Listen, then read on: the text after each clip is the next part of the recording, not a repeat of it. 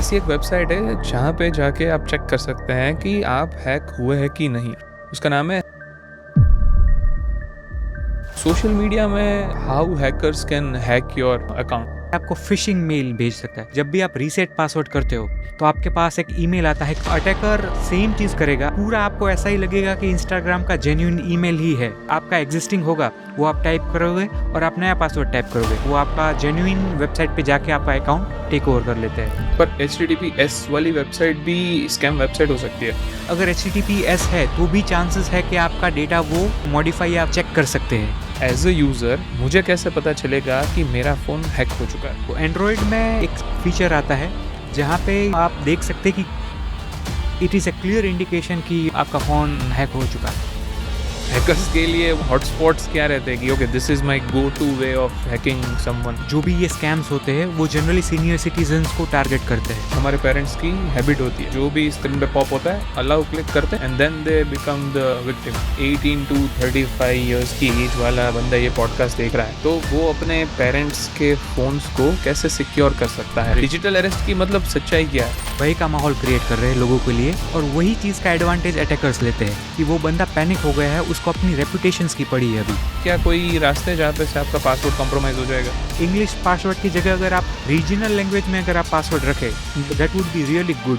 ऐसे data breaches होते हैं तो फिर ये डेटा लिस्ट कहाँ पे होता है? एक पोर्टल ऐसा है जहाँ पे आप आधार कार्ड एंटर करेंगे तो आपको बता देगा कि कौन से सिम कार्ड्स लिए गए हैं। कोई अगर अटैकर ने आपके नाम पे अगर सिम कार्ड खरीदा है आपको पता चल जाएगा कि और कितने सिम कार्ड्स रजिस्टर्ड है। सबसे सेफेस्ट फोन्स कौन से हैं? Are Chinese phones safe? तो क्या जो ये ऐप्स है वो 24/7 आपकी बातें सुन सकता है?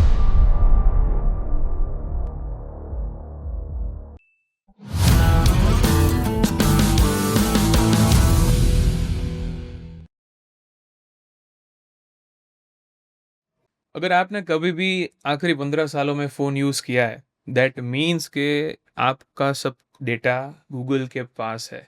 कोई भी एक्टिविटी आप 15 सालों से कर रहे हैं, तो वो इंटरनेट के ज़रिए या फिर इंटरनेट के बिना, आपका फ़ोन टच किए बिना भी आपका डेटा जाना जा सकता है। तो डिजिटल अरेस्ट का तो आप सबको पता ही होगा। जैसे पुलिस का कॉल आता है, डिजिटल अरेस्ट होंगे या फिजिकल अरेस्ट होंगे, ये सब की अभी बहुत क्रेज चल रहा है साइबर क्राइम में। तो एक स्पेशल साइबर क्राइम पॉडकास्ट लेके आ रहे हैं एक स्पेशल गेस्ट के साथ, जिसका नाम है मिस्टर जयदीप कोटक। कैसे हैं सर? बस बढ़िया, आप कैसा है? All good, thank you. Start करने से पहले एक ऑडियंस को आपका बैकग्राउंड बताना ज़रूरी है, एक वैलिडेशन के लिए कि आपने क्या किया है और क्यों आप इस फील्ड में इतने एक्सपर्ट है। जी। सो मैंने मेरी जर्नी लाइक आईटी बैकग्राउंड है मेरा। लाइक बैचलर्स मैंने आईटी में किया, फिर मास्टर्स मैंने cyber security and incident response में किया। फिर कहाँ से किया मास्टर आपने? Gujarat forensic sciences university Gandhinagar से। Which is now NFSU। Currently अभी उसको नेशनल फॉरेंसिक साइंसेस यूनिवर्सिटी के नाम से जाना जाता है। राइट। तो फिर उसके बाद मैंने कॉरपोरेट में मुंबई में कॉरपोरेट में एक्सपीरियंस लिया। तो काफ़ी जो नामी कंपनीज़ है, जो फॉर्च्यून 500 कंपनीज़ में जिनका नाम आता है, उनके साइबर सिक्योरिटी का पोस्चर कैसा है, सही है क्या, उसमें कुछ लिमिटेशन से खामियां है, तो उसका सिक्योरिटी पोस्चर पूरा एनालिसिस करना। जहाँ पे भी ज़रूरत लगे कि यहाँ पे सिक्योरिटी प्रोवाइड करने की ज़रूरत है तो वो सब सजेशंस देना, वो सब थोड़ा एक्सपोजर मैंने लिया।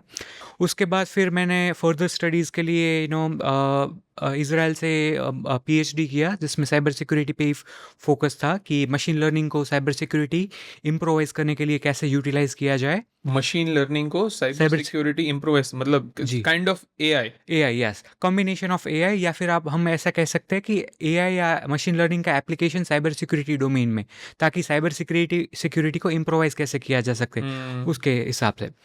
फिर उसके बाद मैंने मेरा भी पोस्ट डॉक्टरेट का चल रहा है, जो सिंगापुर से, नेशनल यूनिवर्सिटी ऑफ सिंगापुर से चल रहा है। उसमें मेरा फोकस है 5G नेटवर्क सिक्योरिटी पे।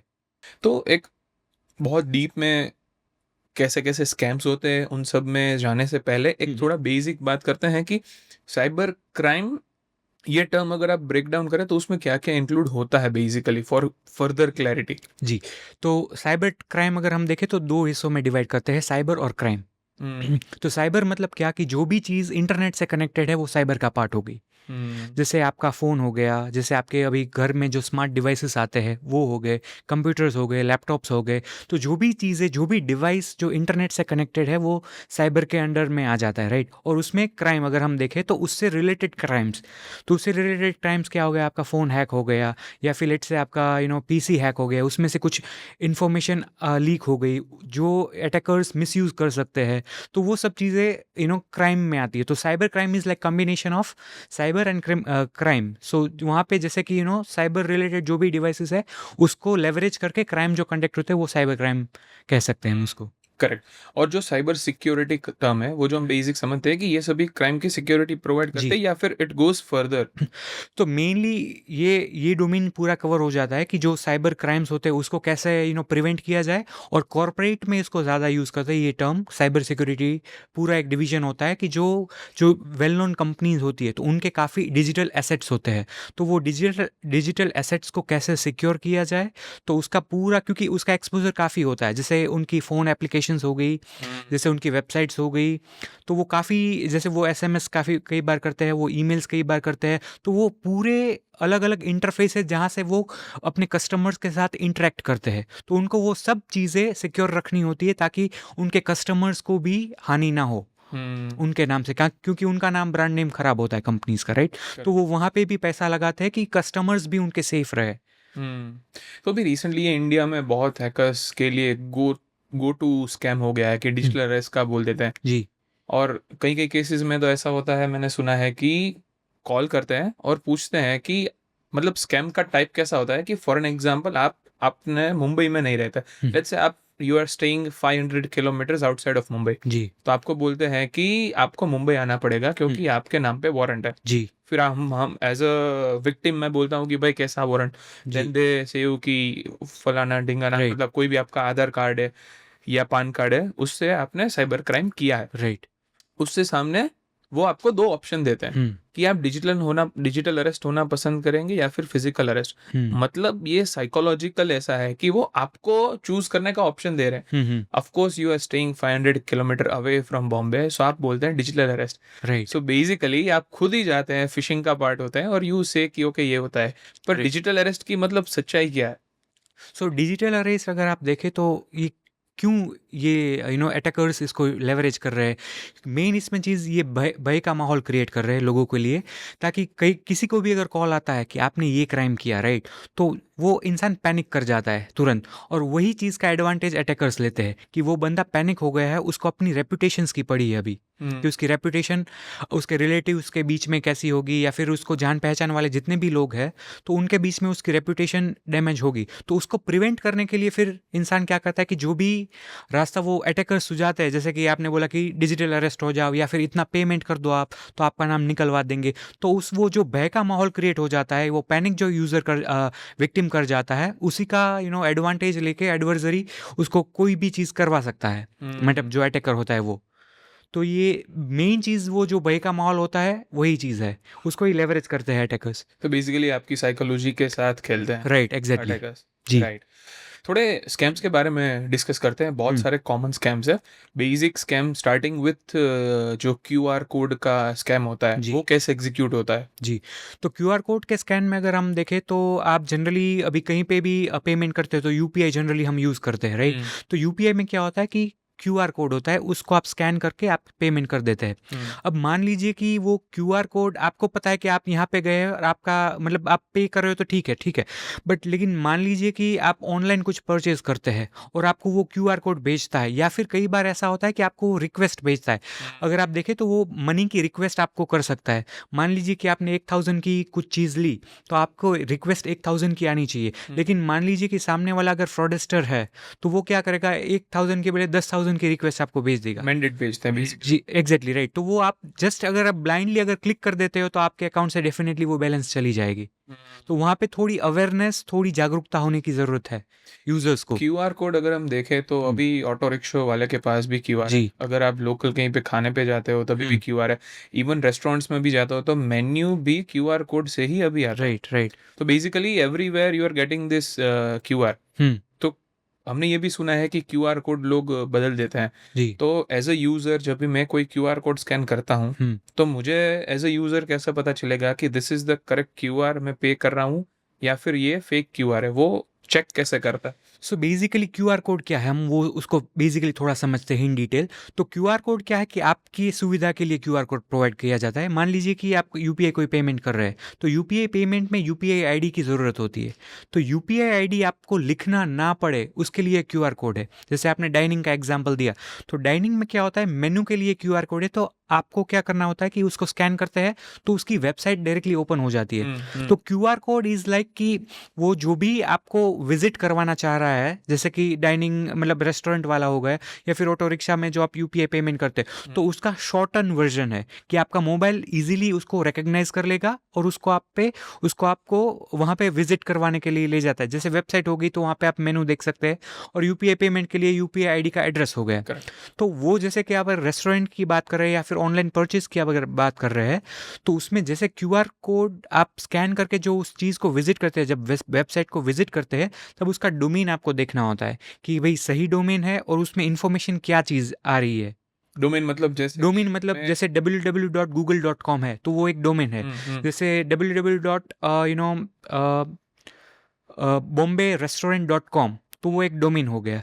तो वो आपको जैसे आप अगर आप बॉम्बे रेस्टोरेंट की रेस्टोरेंट में आप गए हैं तो उसकी ही वेबसाइट आनी चाहिए, करेक्ट, या फिर उसके रिलेटेड कोई लोगो वगैरह आपको दिखना चाहिए, राइट? तो वो स्कैमर्स मतलब आपको रीडायरेक्ट कोई और वेबसाइट पे नहीं करना एग्जैक्टली यस। तो आपने मान लीजिए कि कई well known e commerce site से आपने कुछ लिया है, तो उसका चीज़ आप देखिए कि डोमेन सेम मैच कर रहा है, उसका लोगो चीज़ आ रही है, लोगो की चीज़ आ रही है, आपने जो चीज़ ऑर्डर की है क्या वो चीज़ आ रही है, जितनी क्वांटिटी आपने ऑर्डर की वो चीज़ आ रही है कि नहीं आ रही है, और जितना पेमेंट करना चाहिए एग्जैक्टली वही अमाउंट आ रहा है या नहीं आ रहा है, मतलब वो सब आपको वैलिडेट करना चाहिए। मतलब कोई भी इंसान अगर क्यूआर कोड से पेमेंट करता है तो वो बेसिकली ध्यान रखे कि ए टू जेड सभी चीज़ें चेक करे, जी जल्दी में आके सीधा पेमेंट ना दबा दे। एग्जैक्टली क्वांटिटी और बहुत पेमेंट के हिसाब पेमेंट करने में खास क्यूआर कोड को आपको यही जानकारी रखनी चाहिए कि जो भी आपने स्कैन किया है वहाँ पे जनरली आप जब भी स्कैन करते हो तो जिनको आप पे कर रहे हो उनका नाम रिफ्लेक्ट हो जाता है एप्लीकेशंस में, तो वो आपको एक वैलिडेट कर लेना चाहिए कि हाँ सही जगह जा रहा है, सही इंसान को जा रहा है या नहीं जा रहा है। Correct, right. वेबसाइट की डोमेन की आपने बात की तो उससे मुझे एक चीज़ याद आ रही है कि लोग ये समझते हैं कि HTTPS राइट यहाँ से वेबसाइट स्टार्ट होती है, जी मतलब वेबसाइट सेफ है। जी ये एक कॉमन कंसेप्शन है, सबके राइट माइंड में है। इज जी। इट ट्रू और इज इट अ मिथ? नहीं, ये बात सही है क्योंकि HTTPS का मतलब क्या है, HTTP सिक्योर। तो HTTP सिक्योर क्या चीज़ है कि जब भी आप अपने मोबाइल से या अपने लैपटॉप से आप कम्युनिकेशन करते हैं तो वो चीज़ सर्वर के पास जाती है, जो कंपनी का सर्वर होता है, राइट? तो उसके बीच में जो कम्युनिकेशन होता है वो जब HTTPS साइट होती है तो वो कम्युनिकेशन सिक्योर होता है, मतलब एनक्रिप्शन में पूरा डेटा जाता है, तो कोई बीच में से आपका डेटा मॉडिफाई या ऑल्टर नहीं कर सकता। तो HTTPS इज अ सिक्योर वे, तो वो हमेशा आपको ध्यान रखना चाहिए कि HTTPS ही वेबसाइट होनी चाहिए। पर HTTPS वाली वेबसाइट भी स्कैम वेबसाइट हो सकती है। वो आपको देखना चाहिए कि जैसे कि आप पब्लिक वाईफाई में अगर कनेक्ट होते हो तो उसमें भी अगर HTTPS है तो भी चांसेस है कि आपका डेटा वो मॉडिफाई या विजिट या चेक कर सकते हैं, क्योंकि उसमें बीच में कुछ टेक्निकल चीज़ ऐसी आती है कि अगर उसमें अटैकर के पास अगर कंट्रोल है वाईफाई का तो फिर आप उसमें फंस सकते हैं। Right, correct. इसके साथ दूसरा है ओटीपी फ्रॉड्स। ओटीपी के जो मतलब ओटीपी का मैसेज आता है वहां जी से फ्रॉड होते हैं, वो तो सबको पता है अभी। जी पर अभी स्कैमर्स क्या कर रहे हैं कि एआई में आवाज बदल के जी। आपको फोन करते हैं और वहां से कॉल मर्ज करके आपका ओटीपी लेते हैं। तो अभी क्योंकि एआई डोमेन अगर आप देखें तो काफ़ी अभी हाइप पे है और काफ़ी उसमें प्रोग्रेस हो रही है चीज़, राइट? तो उसको अटैकर भी लेवरेज करना चाह रहे हैं अपनी तरह से, अपनी वो भी लेवरेज कर रहे हैं। जैसे आपने बोला कि आपकी वॉइस या फिर आपके रिलेटिव की वॉइस वो यूज़ करके आपको कॉन्फिडेंस में लेते हैं कि नहीं एक ये जेन्युइन रिक्वेस्ट आ रही है। जैसे फॉर एग्जांपल मैं आपको, आपका कोई मतलब जान पहचान वाला है, राइट? वो अगर आपको वॉइस नोट भेजता है कि मेरा फ़ोन डैमेज हो गया है, मैं किसी और के फ़ोन से आपको ये वॉइस नोट भेज रहा हूँ, मुझे मेडिकल इमरजेंसी है, आप ये पर्टिकुलर बैंक अकाउंट में इतना अमाउंट आप जमा करवा दीजिए, मेरा फ़ोन अभी डैमेज हो गए इसलिए मैं अब आपसे कनेक्ट नहीं कर पा रहा हूँ, तो अर्जेंटली मुझे हाफ एन आवर में आप ये अमाउंट पे कर दीजिए। तो आपको ऐसा लगेगा क्योंकि आपके रिलेटिव या फिर आपके पहचान वाले की वॉइस होगी, तो आपको एक वो ट्रस्ट लेवल बिल्ड हो जाएगा कि नहीं ये जेन्युइन चीज़ है। तो आप तुरंत ही, क्योंकि इमरजेंसी अगर वो अगेन भय का माहौल क्रिएट करेंगे तो इमरजेंसी सिचुएशन आपको लगेगी तो आप तुरंत ट्रांसफ़र कर देंगे। तो ये एक तरह से ये फ्रॉड का मैकेनिज्म हो गया, राइट? तो फ़ोन्स की अगर हम बात करें तो जैसे आपने बोला कि पब्लिक वाईफ़ाई है, वहाँ पे भी हैकर्स है, वो बीच में से आपका डेटा स्क्वीज़ आउट कर सकते हैं। जी। तो again coming back to the devices कि जो हम आईफ़ोन्स यूज़ कर रहे हैं या एंड्रॉयड यूज़ कर रहे हैं, तो ये चीज़ दोनों में पॉसिबल है या फिर साइबर अटैक्स के लिए हैकर्स को आईफ़ोन को क्रैक करना डिफ़िकल्ट है? नहीं, ये जो मैं कम्युनिकेशन स्क्वीज़ आउट वाला जो पार्ट है, तो उसमें हैकिंग की कुछ आपके फ़ोन में मॉडिफ़ाई करने की ज़रूरत उतनी नहीं रहती है। कि मान लीजिए कि एचटीटीपी वेबसाइट है या फिर आप कोई पब्लिक वाईफ़ाई यूज़ करते हैं, तो फिर आप उनकी जो टर्म्स एंड कंडीशन है उसको एग्री कर रहे हो, मतलब कोई भी डिवाइस हो, तो फिर यू मैटर कैन नहीं एक्सेप्ट। करता। जी, फिर मैटर नहीं करता उतना। और इन जनरल अगर हम बात करें तो आईफ़ोन्स क्या ज़्यादा सेफ है एंड्रॉयड से? वो सबके अपने-अपने मैकेनिज़म्स है। बेसिकली आप उसमें सेटिंग या कॉन्फ़िगरेशन कैसा करते हैं उस पे डिपेंड करता है। क्योंकि इट्स अ कॉमन मिसकंसेप्शन जी, कि जी। अगर आप आईफ़ोन यूज़ कर रहे हो, तो आपका प्राइवेसी जो आपका सॉफ्टवेयर है, they take care of it mostly. जी। और एंड्रॉयड में थोड़े लूप होल्स ज़्यादा है। उसमें सब प्रोज़ एंड कॉन्स चलते हैं दोनों के। और जैसे वर्ज़न ओएस वर्ज़न अपग्रेड होता है तो उसमें भी काफ़ी मॉडिफ़िकेशंस वगैरह चीज़ें आ जाती है। तो उसमें मतलब डिपेंड्स, अगेन मैंने जैसे बोला कि सेटिंग या कॉन्फ़िगरेशन है, और अगर यूज़र अगर उतना जागरूक है तो उतना मायने नहीं रखना चीज़ें। क्योंकि अगर आप एक्टिवली आप देखते हो कि कौन-सी एप्लीकेशंस आप डाउनलोड कर रहे हैं, क्या कम्युनिकेशन आप कर रहे हैं, तो फिर आप सिक्योर रह सकते हैं ईज़िली। राइट। तो मतलब एक अगर 18 टू 35 इयर्स की एज वाला बंदा ये पॉडकास्ट देख रहा है, हुँ, हुँ। तो वो अपने पेरेंट्स के फ़ोन्स को कैसे सिक्योर कर सकता है? जी। वेदर इट इज़ एंड्रॉयड और वेदर इट इज़ आईफ़ोन, क्या सेटिंग्स कर सकता है उसमें? सो बेसिकली अगर आप देखें तो जो भी ये स्कैम्स होते हैं वो जनरली सीनियर सिटीजन्स को टारगेट करते हैं, राइट? इसीलिए ये ज़रूरी हो जाता है कि उनको थोड़ी अवेयरनेस दी जाए और उनके जो फ़ोन्स या जो डिवाइसेस वो यूज़ करते हैं उनको ज़्यादा सिक्योर किया जाए, राइट? तो उसमें आप क्या कर सकते हो, बेसिकली एक तो उनको अवेयरनेस की ज़्यादा ज़रूरत रहती है। जैसे आपने ये एआई वॉइस मैसेज का चीज़ बताया, राइट? तो उनको ये जो भी मॉडर्न चीज़ें जो अटैकर्स यूज़ करते हैं, उनको उसका बेसिक अंडरस्टैंडिंग देनी चाहिए कि अगर ऐसी-ऐसी चीज़ें आती है तो आप डायरेक्ट एक्शन ना लें। उनको बेसिकली अपने मतलब जो भी एजुकेटेड फैमिली में है, जिनको इनका अवेयरनेस ज़्यादा है, उनसे एक बार कंसर्न करें कि भई ये चीज़ मेरे साथ हुई है, क्या ये सही है या नहीं है?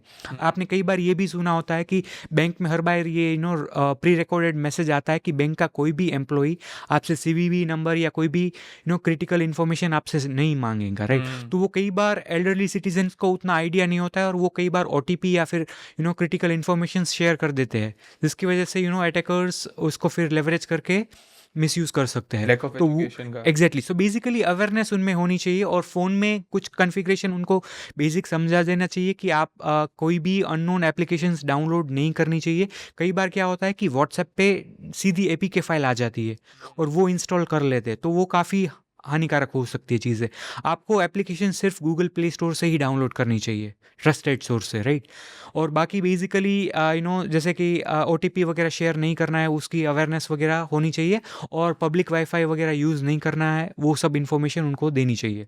पर फ़ोन में ऐसे कोई पर्टिकुलर सेटिंग्स होते हैं? Let's say my for an example my father uses Android, हुँ, हुँ। तो उसमें मैं क्या उसका फ़ोन ऐसे सिक्योर कर सकता हूँ कि it makes it difficult for the attacker? So उसमें एक सेटिंग्स में एक ये चीज़ आती है कि कोई भी जो ऐप आप इंस्टॉल करते हो वो अननोन सोर्स से आप अगर इंस्टॉल करते हो वो तो इंस्टॉल नहीं करने देता। तो वो आपको कॉन्फ़िगरेशन ऑन करनी चाहिए ताकि वो सिर्फ प्ले स्टोर से ही एप्लीकेशन को इंस्टॉल करने देगा। अगर एपीके फाइल आपको व्हाट्सएप या कहीं और मीडियम से आ रही है तो वो इंस्टॉल नहीं करने देना, नहीं करने देगा। तो उस टाइप की कॉन्फ़िगरेशन आपको ऑन रखनी चाहिए। एंड्रॉयड फ़ोन्स में। जी। Right, correct. इसके अलावा आपने जो प्ले स्टोर की बात की कि हुँ, प्ले स्टोर्स और ऐप स्टोर से ट्रस्टेड ऐप्स डाउनलोड करनी जी। चाहिए। But it is also a misconception कि ऑलवेज जब आप प्ले स्टोर या ऐप स्टोर से ऐप्स डाउनलोड करते हो तो it is always safe. Is it right. True? नहीं, वो हर बार सेफ होता है वो भी ज़रूरी नहीं है। तो वहाँ पे भी हमें कुछ पैरामीटर्स चेक करने चाहिए, जैसे कि उसके डेवलपर कौन है, कि मान लीजिए कि कोई रेप्यूटेड कंपनी डेवलप की है एप्लीकेशन या नहीं, जैसे माइक्रोसॉफ्ट हो गया या फिर व्हाट्सएप की जैसे मेटा कंपनी हो गई, तो उन्होंने ट्रस्ट, ये सब ट्रस्टेड कंपनीज है, राइट। तो वो आपको एक कंपनी की रेपुटेशन आपको चेक करनी है, फिर उस पर्टिकुलर डेवलपर या उस पर्टिकुलर कंपनीज की और कितनी सारी एप्लीकेशंस है और उनके रेटिंग्स क्या है, सब पॉजिटिव रिव्यूज़ है, नेगेटिव रिव्यूज़ है, या 5 आउट ऑफ कितने रिव्यूज़ है, फिर उसके कमेंट्स क्या है, वो बेसिक चेक अगर आप कर ले तो ज़्यादा बेहतर रहता उसमें है। वो ऑप्शन आता है मोर एप्स बाय द जी, डेवलपर करके। एग्जैक्टली। और एक और चीज़ आपको जो ध्यान रखने जैसी है वो है एप्लीकेशन परमिशन आपसे क्या मांगती है। क्योंकि अगर कुछ एप्लीकेशंस मान लीजिए कि सिर्फ फोटो एडिटिंग के लिए है, तो वो कुछ बेसिक ही एप्लीकेशन जैसे कि आपकी फाइल मैनेजर का ही उसको एक्सेस होना चाहिए, लेकिन अगर वो कॉल या एसएमएस की अगर आपके पास से परमिशन मांगती है तो वो गलत चीज़ है, तो वो थोड़ा सस्पिशन क्रिएट करती है। तो वहाँ पे थोड़ी सावधानी बरतने की ज़रूरत होती है। क्योंकि एल्डरली जो पीपल होते हैं जी उन लोगों की, हमारे पेरेंट्स की हैबिट होती है जी कि एप्लीकेशन डाली तो फिर कुछ पढ़ना नहीं है, क्विकली जी सभी जो भी स्क्रीन पे पॉप होता है आइदर अलाउ क्लिक करते हैं या फिर ओके क्लिक करते हैं, जी, जो कुछ भी पूछ रहे हैं all okay, and then they become the victim right. For the cyber scams. तो यहाँ पे यंग जनरेशन का रोल ज़्यादा आता है, क्योंकि उनको अवेयरनेस होती है कि आजकल मार्केट में क्या चल रहा है, वो सब पढ़ते रहते हैं कि हाँ ये चीज़ से एक्सप्लॉइटेशन हो सकता है, तो उनको अवेयरनेस देनी चाहिए अपने पेरेंट्स को। आई would suggest that. Right, okay, moving towards the next one. जो इंडिया में ये चीज़ बहुत कॉमन है कि आपका जो आधार कार्ड है वो आपके पान कार्ड से, आपके मोबाइल नंबर से, और इवन फ्यूचर में जो गवर्नमेंट ने अभी इनिशिएटिव स्टार्ट किया है कि आपका हेल्थ डेटा भी आपका आधार कार्ड से लिंक्ड होगा। जी। तो इज दिस सेफ? क्योंकि अगर आधार कार्ड की कोई भी डिटेल कॉम्प्रोमाइज हो गई या फिर डेटा ब्रीच हुआ, then you are totally exposed. So Aadhaar card में बेसिकली आधार कार्ड अगर आप देखें तो कई जगह वो वैलिडेशन के लिए यूज़ होता है, जैसे केवाईसी के लिए फॉर एग्जांपल, राइट। तो फॉर एग्जांपल अगर आपको नया सिम लेना है तो आप क्या करेंगे, आपकी आधार की कॉपी आप स्टोर पे ले के जाएंगे, और वो जहाँ पे जो स्टोर पे जो बंदा होता है वो आपका बायोमेट्रिक वैलिडेशन करेगा। अब बायोमेट्रिक वैलिडेशन के लिए या तो आपकी फिंगरप्रिंट चाहिए होगी या तो आपका आइरिस स्कैन चाहिए होगा, लेकिन आधार कार्ड में ये फैसिलिटी आपको मिलती है कि अगर आपको आपका बायोमेट्रिक स्कैन या फिर जो बायोमेट्रिक डेटा है अगर आपको उसको लॉक करके रखना है तो आप लॉक करके रख सकते हैं। तो उसमें क्या होगा कि अगर आपने मान लीजिए कि लॉक करके रखा है डेटा, तो कोई भी आपका वो डेटा जो बायोमेट्रिक वाला पार्ट है वो आप कोई भी वैलिडेट ऐसा ही नहीं कर सकता। तो आप इन्हें वे एक सिक्योर लेयर क्रिएट कर रहे हैं। तो वहाँ पे मान लीजिए कि आपको अगर ज़रूरत है तो आप टेम्पररी 10 मिनट के लिए अनलॉक कर सकते हैं उस चीज़ को। तब तक आप वैलिडेशन कंप्लीट कर लीजिए, it's fine, not an issue, आपका केवाईसी हो जाएगा। लेकिन उसके बाद आपका डेटा लॉक रहेगा, बायोमेट्रिक कोई भी एक्सेस नहीं कर सकता। तो उस टाइप पे सिक्योरिटी फीचर्स ऑलरेडी आधार कार्ड वगैरह में है, जिसका कई बार अवेयरनेस की वजह से लोगों को उतना आइडिया होता नहीं है। राइट। हम जब पॉडकास्ट से पहले बात कर रहे थे तो आप जॉब स्कैम्स की बात कर रहे हैं, जी तो I want you to explain to the audience कि जॉब जी स्कैम्स है वो कैसे होता है, जी particularly as you suggested me कि इंडिया के बाहर जब गए थे वहाँ पे लोगों को, जो आईटी के लोग इंडिया में रहते हैं उनको फेक जॉब्स ऑफर देके वहाँ पे बुलाते हैं और फिर एक्सप्लोइटेशन करके कुछ अलग ही काम करवाता है। जी, तो if you could explain this. Sure. So उसमें रिसेंटली जो क्राइम्स हो रहे हैं उसमें मॉडस ऑपरेंडी ये है क्रिमिनल्स की कि वो ल्यूक्रेटिव जॉब्स ऑफर्स करेंगे। तो उसमें वो लोग मांगेंगे कि आईटी बैकग्राउंड होना चाहिए, फिर बेसिक चीज़ होनी चाहिए। तो जो लोग को पैसे कमाने की वो होती है कि नहीं मुझे बाहर जाके पैसा कमाना है, तो वो लोग इसमें फंसने के चांसेस ज़्यादा रहते हैं। तो वो लोग क्या करेंगे कि देखेंगे कि हाँ ये मेरे प्रोफाइल को सूट करता है, बेसिक ही प्रोफाइल में वो बेसिक रिक्वायरमेंट मांगते हैं कि आईटी का नॉलेज होना चाहिए, इंग्लिश का नॉलेज होना चाहिए, बेसिक चीज़ मांगते हैं। मतलब ये इंडिविजुअल आपको रीच आउट करते हैं या फिर ये कॉमन प्लेटफॉर्म पे ये नहीं, लिस्टेड होता है? कॉमन प्लेटफॉर्म पे वो लिस्ट करते हैं, लेकिन LinkedIn? जैसे भी हो सकता है, आई am not sure, but popular websites पे या फिर जी जो प्लेटफॉर्म से जैसे टेलीग्राम हो गया उस पे सब पे वो लोग एक्टिव रहते हैं। तो मान लीजिए कि किसी ने उनको अप्रोच किया, तो वो क्या करते हैं पूरा इंटरव्यू वगैरह शेड्यूल करते हैं, आपको पूरा प्रॉपर ऐसा ही लगेगा कि मैं जेन्युइन जॉब के लिए अप्लाई कर रहा हूँ। आप फिर वो इंटरव्यू वगैरह विक्टिम क्लियर करता है, फिर उसको बोलते हैं कि आपको इस पर्टिकुलर कंट्री में आपको आना पड़ेगा। तो आप अग्री हो जाते हो क्योंकि आपको बोलेंगे कि ये आपको ये फैसिलिटी आपको मिलेगी, आपको वीज़ा भी हो जाएगा, ये सब चीज़ें हो जाएगा, आपको ऑफर लेटर भी प्रोवाइड कर देते हैं, सब चीज़ें आपको जेन्युइन ही लगेगी।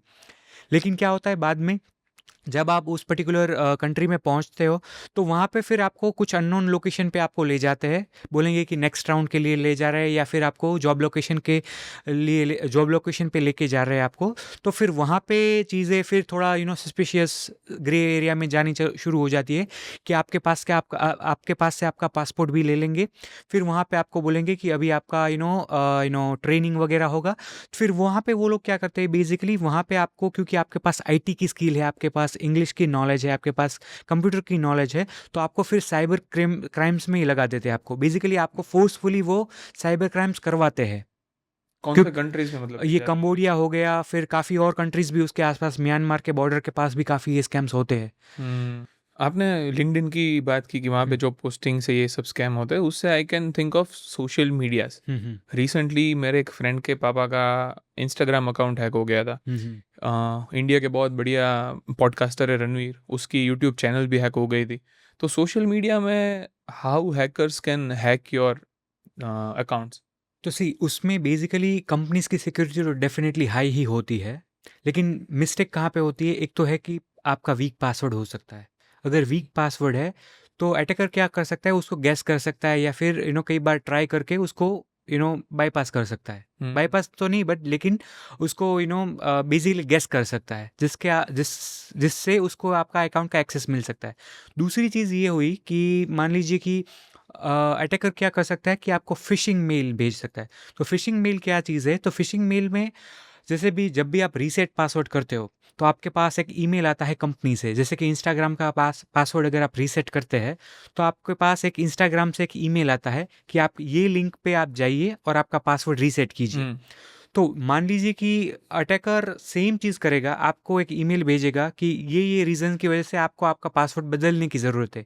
से फॉर एग्जांपल अभी आपका पासवर्ड काफ़ी ओल्ड हो गया है, अभी आपको रिन्यू करने की ज़रूरत है, और वो फिर आपको पूरा आपको ऐसा ही लगेगा कि इंस्टाग्राम का जेन्युइन ईमेल ही है, और आपको पूरा बटन भी देगा, आप क्लिक करोगे, आपका पासवर्ड भी आपको रीसेट करने का ऑप्शन देगा, आप पासवर्ड भी रीसेट करोगे। ठीक है, तो उसमें रीसेट में क्या करेगा, आपको पूछ लेगा कि आपका पुराना पासवर्ड कौन सा है। Old and new password. Exactly, old and new password. तो आपको पुराना पासवर्ड जो अभी आपका एग्जिस्टिंग होगा वो आप टाइप करोगे, और आप नया पासवर्ड टाइप करोगे। तो पुराना पासवर्ड आपने टाइप कर दिया, जैसे ही आप टाइप करते हो वो आपका जेन्युइन वेबसाइट पे जाके आपका अकाउंट टेक ओवर कर लेते हैं। तो ये मतलब सभी सोशल मीडिया का यही साइकिल है। सब हो सकता है, इजीली हो सकता है सबका। राइट। टेलीग्राम्स स्पेशली एक स्कैम्स का हब बन चुका है, मोर और लेस। हमने इससे पहले भी एक पॉडकास्ट में टेलीग्राम की बात की थी। तो टेलीग्राम जो लोग यूज़ करते हैं वो लोग अपनी सेफ्टी के लिए क्या कर सकते हैं? क्योंकि जो भी पायरेटेड मूवीज़ लोग डालते हैं, पायरेटेड ऐप्स डालते हैं, बहुत इजीली एक्सेसिबल टेलीग्राम पे होता है, और एक काइंड ऑफ ये डार्क चीज़ कर सके, ऐसा ही काइंड ऑफ ये ऐप का इंप्रेशन हो गया अभी लोगों के लिए। तो टेलीग्राम पे पहले मुझे ये बताया कि ऐसी क्या क्या एक्टिविटीज़ होती है जहाँ पे लोग फंसते हैं, और उसमें ना फंसे उसके लिए क्या क्या कर सकते हैं स्पेसिफिकली फॉर टेलीग्राम? जी, तो टेलीग्राम में क्या हो सकता है, जैसे आपने बोली कि कई सारे ग्रुप्स होते हैं जिसमें पायरेटेड मूवीज़ हो गई या फिर कई और कंटेंट्स हो गए, राइट? तो उसमें क्या हो सकता है कि जैसे ही आप ज्वाइन करते हैं तो उसमें आपका डिटेल होगा, जैसे बर्थ डेट होगा, या फिर बर्थ डेट हो गया आपका, फिर पूरा नाम हो गया, आपका नंबर हो गया, ये सब चीज़ें जाएगी, राइट? तो वो उससे उससे क्या कर सकता है कि वो एडमिन आपको कई और ग्रुप में भी ऐड कर सकता है, काफ़ी चीज़ें हो सकती है, राइट? तो उसमें आप सिक्योरिटी के लिए क्या कर सकते हो, तो टेलीग्राम में एक ऑप्शन आता है कि आप अपना नंबर हिडन रख सकते हैं। फिर आपकी जो प्रोफाइल है, जैसे कि बर्थ डेट होगी, काफ़ी और डिटेल्स है, वो आप हिडन रख सकते हैं।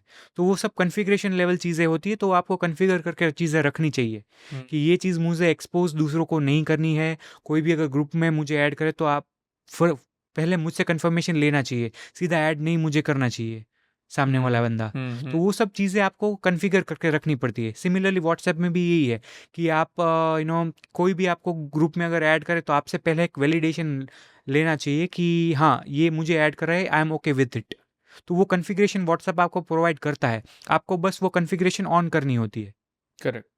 तो इंस्टाग्राम या कोई भी दूसरा अकाउंट सोशल मीडिया है, जब भी आप उसका ऐप डाउनलोड करके उसमें यूज़ करते हो, और या फिर आप ब्राउज़र से यूज़ करते हो, तो अगर कोई भी ब्राउज़र से मैं कोई सोशल मीडिया मेरा एक्सेस कर रहा हूँ तो वो सेफ़ है क्या? हाँ, ब्राउज़र से आप कर सकते हो, बट ध्यान आपको वही रखना है कि आप जेन्युइन वेबसाइट पे जा रहे हो और आपका जो इंटरनेट कनेक्शन है वो सिक्योर होना चाहिए। जैसे पब्लिक वाईफाई वगैरह आपको अवॉइड करना चाहिए। ब्राउजर्स के भी क्या टाइप होते हैं फ़ोन में कि ये ब्राउज़र सेफ़ है या फिर ये थोड़ा रिस्की हो गया? एज सच डायरेक्टली तो हैकिंग नहीं हो सकता उसमें, बट क्या होता है कि कई बार कई ब्राउजर्स में ऐसे कॉन्फ़िगरेशन होते हैं कि आपके जो मतलब मेटा डेटा जिसको बोलते हैं कि आप कौन सी वेबसाइट विजिट की आपने, वो जो basic history. History kind of thing, और आपका मेटा डेटा के कितनी बार ये यूज़र इस पर्टिकुलर वेबसाइट पे था, वो वाली चीज़ें, तो वो वाली चीज़ें कई ब्राउजर्स रिकॉर्ड करते हैं।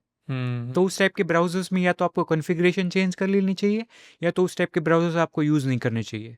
कौन से बेस्ट ब्राउज़र्स यूज़ करने के लिए? जैसे डकडकगो का ब्राउज़र हो गया, फिर if I am not wrong brave करके एक ब्राउज़र है, वो भी काफ़ी सिक्योर माना जाता है।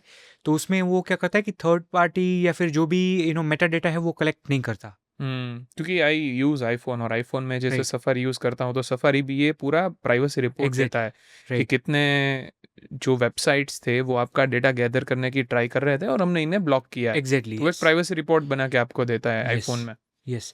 तो कई वेबसाइट में ये होता है कि ट्रैकर्स बैकएंड में रन करते हैं, तो वो ट्रैकर्स जनरली ये ब्राउज़र्स वो ट्रैकर्स को अवॉइड करते हैं, उनको ब्लॉक कर देते हैं ताकि आपकी एक्टिविटी ट्रैक ना हो सके।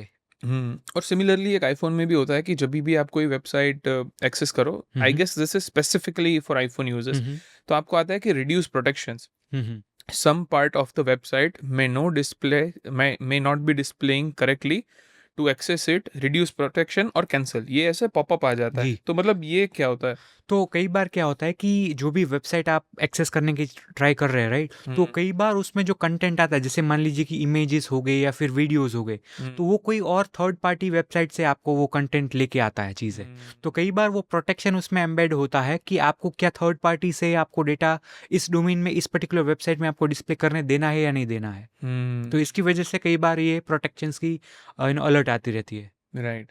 तो मतलब ये कुछ प्रिवेंट करने के लिए, क्योंकि सभी ऐप्स है उसके पास अपना माइक्रोफोन एक्सेस तो होता ही है, जैसे right. For an example Instagram, Facebook, कोई भी ऐप ले ले, अपने अपना माइक्रोफोन एक्सेस उसे दिया है। बट आईफोन में एक नया फीचर है बेसिकली कि जब भी आपका माइक्रोफोन होता है, ग्रीन डॉट आता है ऊपर, या फिर कैमरा ऑन होता है तो उसका आइकन पॉपअप होता है। एंड्रॉइड में आई डोंट थिंक सो ये फीचर है। तो क्या जो ये ऐप्स है वो 24/7, या फिर कोई भी other apps, let's say social media नहीं, कोई भी दूसरा ऐप, क्या ये 24/7 आपका माइक्रोफोन आपकी बातें सुन सकता है? तो सी पहले तो एंड्रॉयड में भी जैसे वेनिला एंड्रॉयड जो होता है, जो प्लेन एंड्रॉयड होता है, उसमें तो मैंने देखा है कि वहाँ पे भी ग्रीन डॉट आता है, विच इंडिकेट्स कि वेनिला माइक्रोफोन। एंड्रॉइड मतलब? वेनिला एंड्रॉयड मतलब कि जैसे सैमसंग हो गई या Xiaomi हो गई, तो वो अपनी एक लेयर बना देते हैं ओएस की। जो प्लेन एंड्रॉयड ओएस होता है उसके टॉप पे वो कवर लगा देते हैं, ओके। मतलब एडिशनल फीचर्स यूआई वगैरह के लिए एक एडिशनल लेयर बिल्डअप कर देते हैं, या फिर यूआई एक्सेस अच्छा मिल सके, अच्छा यूज़र एक्सपीरियंस मिल सके यूज़र्स के लिए, उसके लिए एक लेयर लगा देते हैं। तो उसको हम कंपनी स्पेसिफिक ओएस बोल सकते हैं। और एक होता है कि एंड्रॉयड वेनिला एंड्रॉयड, जो कि सीधा गूगल प्रोवाइड करता है। जैसे कि कोई कंपनीज जैसे मोटरोला हो गई, तो उसमें आपको प्लेन ओएस मिल सकता है। इसको प्लेन ओएस भी कई बार बोलते हैं, वेनिला ओएस भी बोलते हैं, प्लेन एंड्रॉयड भी बोलते हैं। तो उसमें ये चीज़ मैंने देखी है कि वहाँ पे ग्रीन डॉट आता है। जैसे ही हम माइक्रोफोन यूज़ करते हैं तो ग्रीन डॉट आता है। अगर आप कैमरा यूज़ कर रहे हैं तो अगेन उसका एक अलग सिंबल दिखता है। मुझे दूसरे ओएस की इसकी उतनी आइडिया नहीं है, बट एंड्रॉयड में जो प्लेन एंड्रॉयड होता है उसमें ये चीज़ मैंने देखी है। और जैसे आपने दूसरा क्वेश्चन आपने पूछा कि क्या ये एप्लीकेशंस हर बार आपको सुनते हैं या नहीं, राइट?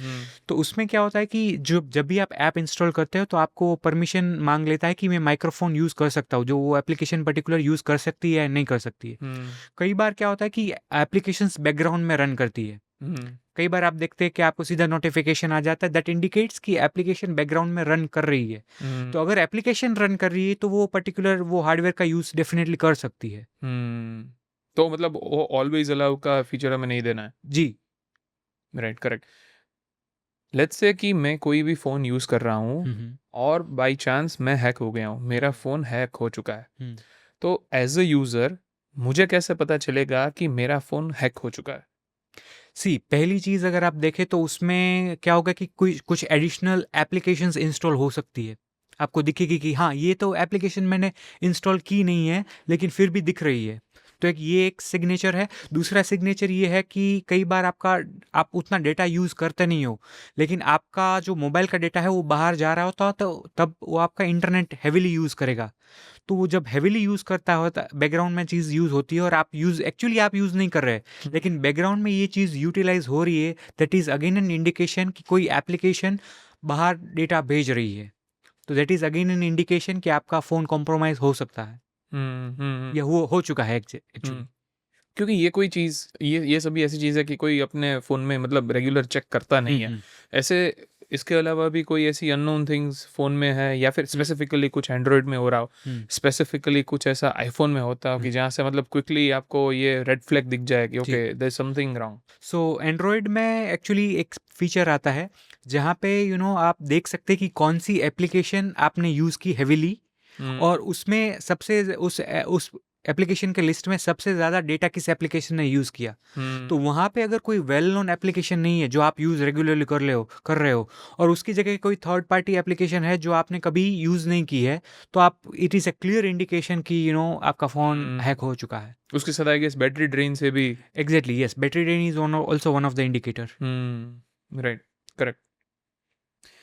मैंने जब भी मैं ये पॉडकास्ट के लिए रिसर्च कर रहा था, तो एक इंटरव्यू में मैंने देखा था कि एक साइबर क्राइम इन्वेस्टिगेटर थे।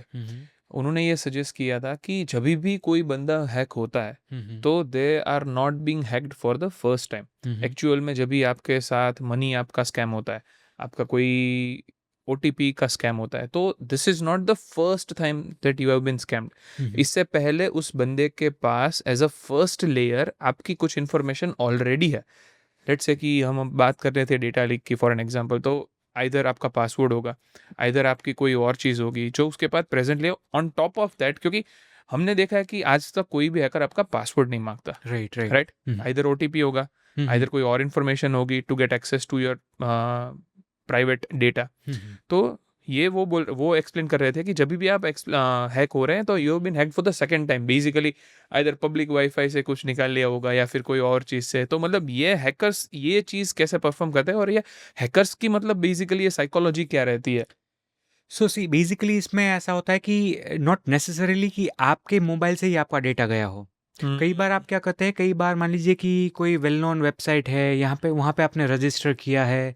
मान लीजिए कि कुछ ई कॉमर्स वेबसाइट है जो उतनी पॉपुलर नहीं है, जिनकी सिक्योरिटी उतनी अच्छी नहीं है, या फिर कोई और वेबसाइट है जहाँ से आप कुछ आपका कुछ खाने के लिए आप ऑर्डर कर रहे हो जो उतनी पॉपुलर नहीं है, और जिसमें ज़्यादा सिक्योरिटी फीचर्स नहीं है। तो हैकर्स को कई बार डेटा वहाँ से मिल जाता है, क्योंकि उस टाइप की वेबसाइट जो लेस सिक्योर होती है, उनके पास कई यूजर्स का डेटा होता है, राइट। तो मान लीजिए कि उसमें डेटा कौन से टाइप का हो सकता है कि आपका फ़ोन नंबर हो सकता है, आपका नाम हो सकता है, आपका एड्रेस हो सकता है। रिसेंटली मुझे एक चीज़ याद आ रही है कि मैंने एक देखा था कि एक वेल नोन इंडियन कंपनी में एक चीज़ ओपन थी जिससे हैकर अगर चाहे तो पूरे यूजर्स का डेटा निकाल सकता था, जितने भी रजिस्टर्ड यूजर्स थे। तो उसमें क्या चीज़ थी, मान लीजिए कि आधार कार्ड हो सकता है, पैन कार्ड हो सकता है, यूज़र का फ़ोन नंबर हो सकता है, यूज़र का एड्रेस हो सकता है। तो अगर ये इन्फॉर्मेशन अटैकर के पास है, तो वो अटैकर क्या कर सकता है, उसमें मोबाइल नंबर है तो आपको मोबाइल नंबर से कॉल करेगा, आपका नाम भी उससे लिंक्ड है तो आपको सीधा आपके नाम से बुलाएगा, और आपको बोल सकता है कि आपका पैन कार्ड नंबर ये है और आपका एड्रेस ये है, मैं बैंक से कॉल कर रहा हूँ, मुझे आपका कार्ड रिप्लेस करना है, तो आप मुझे आपकी एग्जिस्टिंग कार्ड की डिटेल दीजिए। ऐसी कुछ चीज़ें डिस्कस करके पहले तो आपको कॉन्फिडेंस में लेगा। बेसिक चीज़ें जो इन अटैकर्स के पास होती है वो आपको रिवील करके आपको कॉन्फिडेंस में लेंगे कि हाँ ये एक जेन्युइन एंटिटी से आपको कॉल आ रहा है। तो उस कॉन्फिडेंस के फिर आपका वो जो कॉन्फिडेंस जब बिल्ड हो जाता है, फिर वो अटैकर आपके पास से कोई भी इंफॉर्मेशन आपको एक्सट्रैक्ट करवा सकता है आपसे। मतलब ये होते कहाँ के इज लाइक कि आपके सर्वे में ये आया हो कि most of the attackers are let's say कोई स्पेसिफिक कंट्रीज हैं, कोई स्पेसिफिक बैकग्राउंड से है, कोई स्पेसिफिक रेस से हैं? तो कई बार जैसे इंडिया में, जैसे मैं आपसे पहले भी बोला कि वो कंबोडिया वगैरह रीजन है, तो वहाँ पे अक्रॉस द ग्लोब ये चीज़ें होती है। तो वो यूएस के सिटीजन्स को भी टारगेट करते हैं, वो इंडियन सिटीजन्स को भी टारगेट करते हैं, वो चाइनीज सिटीजन्स को भी टारगेट करते हैं। सिमिलरली इंडिया में भी कई बार कुछ कंट्रीज़ के डेफिनेटली ट्रेंड्स आए हैं। ये एक्चुअली रिपोर्ट इंडियन गवर्नमेंट भी पब्लिश करती है कि कौन सी जगह से इस टाइप के क्राइम्स ज़्यादा होते हैं और किस टाइप्स के क्राइम्स ज़्यादा होते हैं, तो उस हिसाब से आपने रिसेंटली कई बार ये अवेयरनेस कैंपेन्स भी देखी होगी। तो उस हिसाब से गवर्नमेंट ही प्रोएक्टिवली स्टेप्स लेती है कि हाँ, इस टाइप के अगर क्राइम है तो उस हिसाब से अवेयरनेस कैंपेन्स भी रन करवाए जाते हैं। इंडिया में कहाँ से होते हैं ज़्यादा स्कैम्स? इंडिया में आपने पहले ये नाम सुना होगा कि जामतारा, राइट? तो फिर जामतारा था, फिर कोई हरियाणा में भी एक पर्टिकुलर एरिया था जहाँ से कई बार साइबर क्रिमिनल्स को पकड़ा गया है क्राइम करते हुए। राइट, तो ये मतलब हैकर्स कोई स्पेसिफिक लोकेशन से रहते हैं या फिर they keep on moving? They keep on generally moving, generally they keep on moving. मतलब उन लोगों के पास एक्सेस क्या रहता है? लेट्स से कि अगर कोई हैकर है, कोई एक डिवाइस या कोई एक बंदे को हैक करना है, may be for money laundering, may be for कोई ओटीपी या इंस्टाग्राम अकाउंट में फंसा के वो कुछ करना है, तो बेसिकली हैकर्स के पास जो सेटअप रहता है वो setup, is it just like our normal PC, our normal computer, उससे ये सब चलता है या फिर they have some special equipments और सॉफ्टवेयर? सो इंडिया में जो जिस टाइप के स्कैम्स चल रहे हैं वो जनरली विशिंग स्कैम्स जिसको बोला जाता है। विशिंग स्कैम्स मतलब कि आपको कॉल आएगा या फिर आपको एसएमएस आएगा और आपसे डिटेल्स वो लोग मांग लेंगे। तो उसमें क्या करता है कि वो उनको पास बेसिकली उनको सिम कार्ड्स चाहिए जो उन खुद के अटैकर्स के नाम पे नहीं होंगे, किसी और के नाम पे होंगे। तो वो उसको उस सिम कार्ड्स को यूज़ करके आपको कॉल करेंगे। बेसिकली जैसे हमने डिस्कस किया कि आपसे आपकी बेसिक इन्फॉर्मेशन उनके पास होगी, तो वो बेसिक इन्फॉर्मेशन को यूज़ करके आप पे वो प्रेशर बनाएंगे कि आप उनको कुछ क्रिटिकल इन्फॉर्मेशन रिवील कर दे। तो इसके लिए सिर्फ उनको बेसिकली सिम कार्ड ही चाहिए और बेसिक आपकी इन्फॉर्मेशन चाहिए। But at the end of the day this is all for money. Let's say Yes, Instagram definitely. या फेसबुक भी हैक हो रहा है तो भी at the end they are gonna charge you for money. Definitely, yes. एक recently जब भी ये during the podcast survey only, मेरे एक फ्रेंड से मैं बात कर रहा था, उनके साथ 2-3 साल पहले और इवन ऑनलाइन भी जब भी मैंने ये बात का रिसर्च किया तो बहुत सारे ऐसे स्कैम्स बाहर आए। कोई एक बच्चा है, वो स्कूल या कॉलेज से घर जा रहा है, जब भी वो कॉलेज या स्कूल से निकलते हैं वहाँ से, उसके बाद वो स्कैमर जिसके पास ऑलरेडी वो बच्चे की डिटेल्स होती है, कौन सी स्कूल में पढ़ता है, कौन सी कॉलेज में या फिर जा रहा है बंदा बंदी, क्या टाइम पे निकलता है, और उसके पेरेंट्स की डिटेल होती है। जैसे ही वहाँ से स्कूल से वो लोग निकलते हैं, for an example school bus में निकले या फिर कॉलेज बस में निकले, वो घर पे एक फ़ोन लगाता है, ऑब्वियसली अज्यूमिंग के बच्चों के पास फ़ोन नहीं है। Right. They call you at the home, वहाँ पे बोलते हैं कि आपका बच्चा मेरे पास है, अभी के अभी ये सब ट्रांसफ़र कीजिए वरना आपका बच्चे का टाइम ख़त्म। राइट। बेसिकली उनको कॉन्फिडेंस में लेने के लिए वो एआई से उनके बच्चे का आवाज़ भी क्लोन करके बैकग्राउंड में चलाते हैं राइट। कि मम्मी पापा मैं फंस गया हूँ, प्लीज़ मुझे बचाइए। मतलब ऑब्वियस सी बात है, कोई भी पेरेंट्स ऐसी सिचुएशन में घबरा जाएगा। राइट। ऐसा स्कैम राजकोट में भी हुआ है 2-3 साल पहले मेरे फ्रेंड्स के साथ।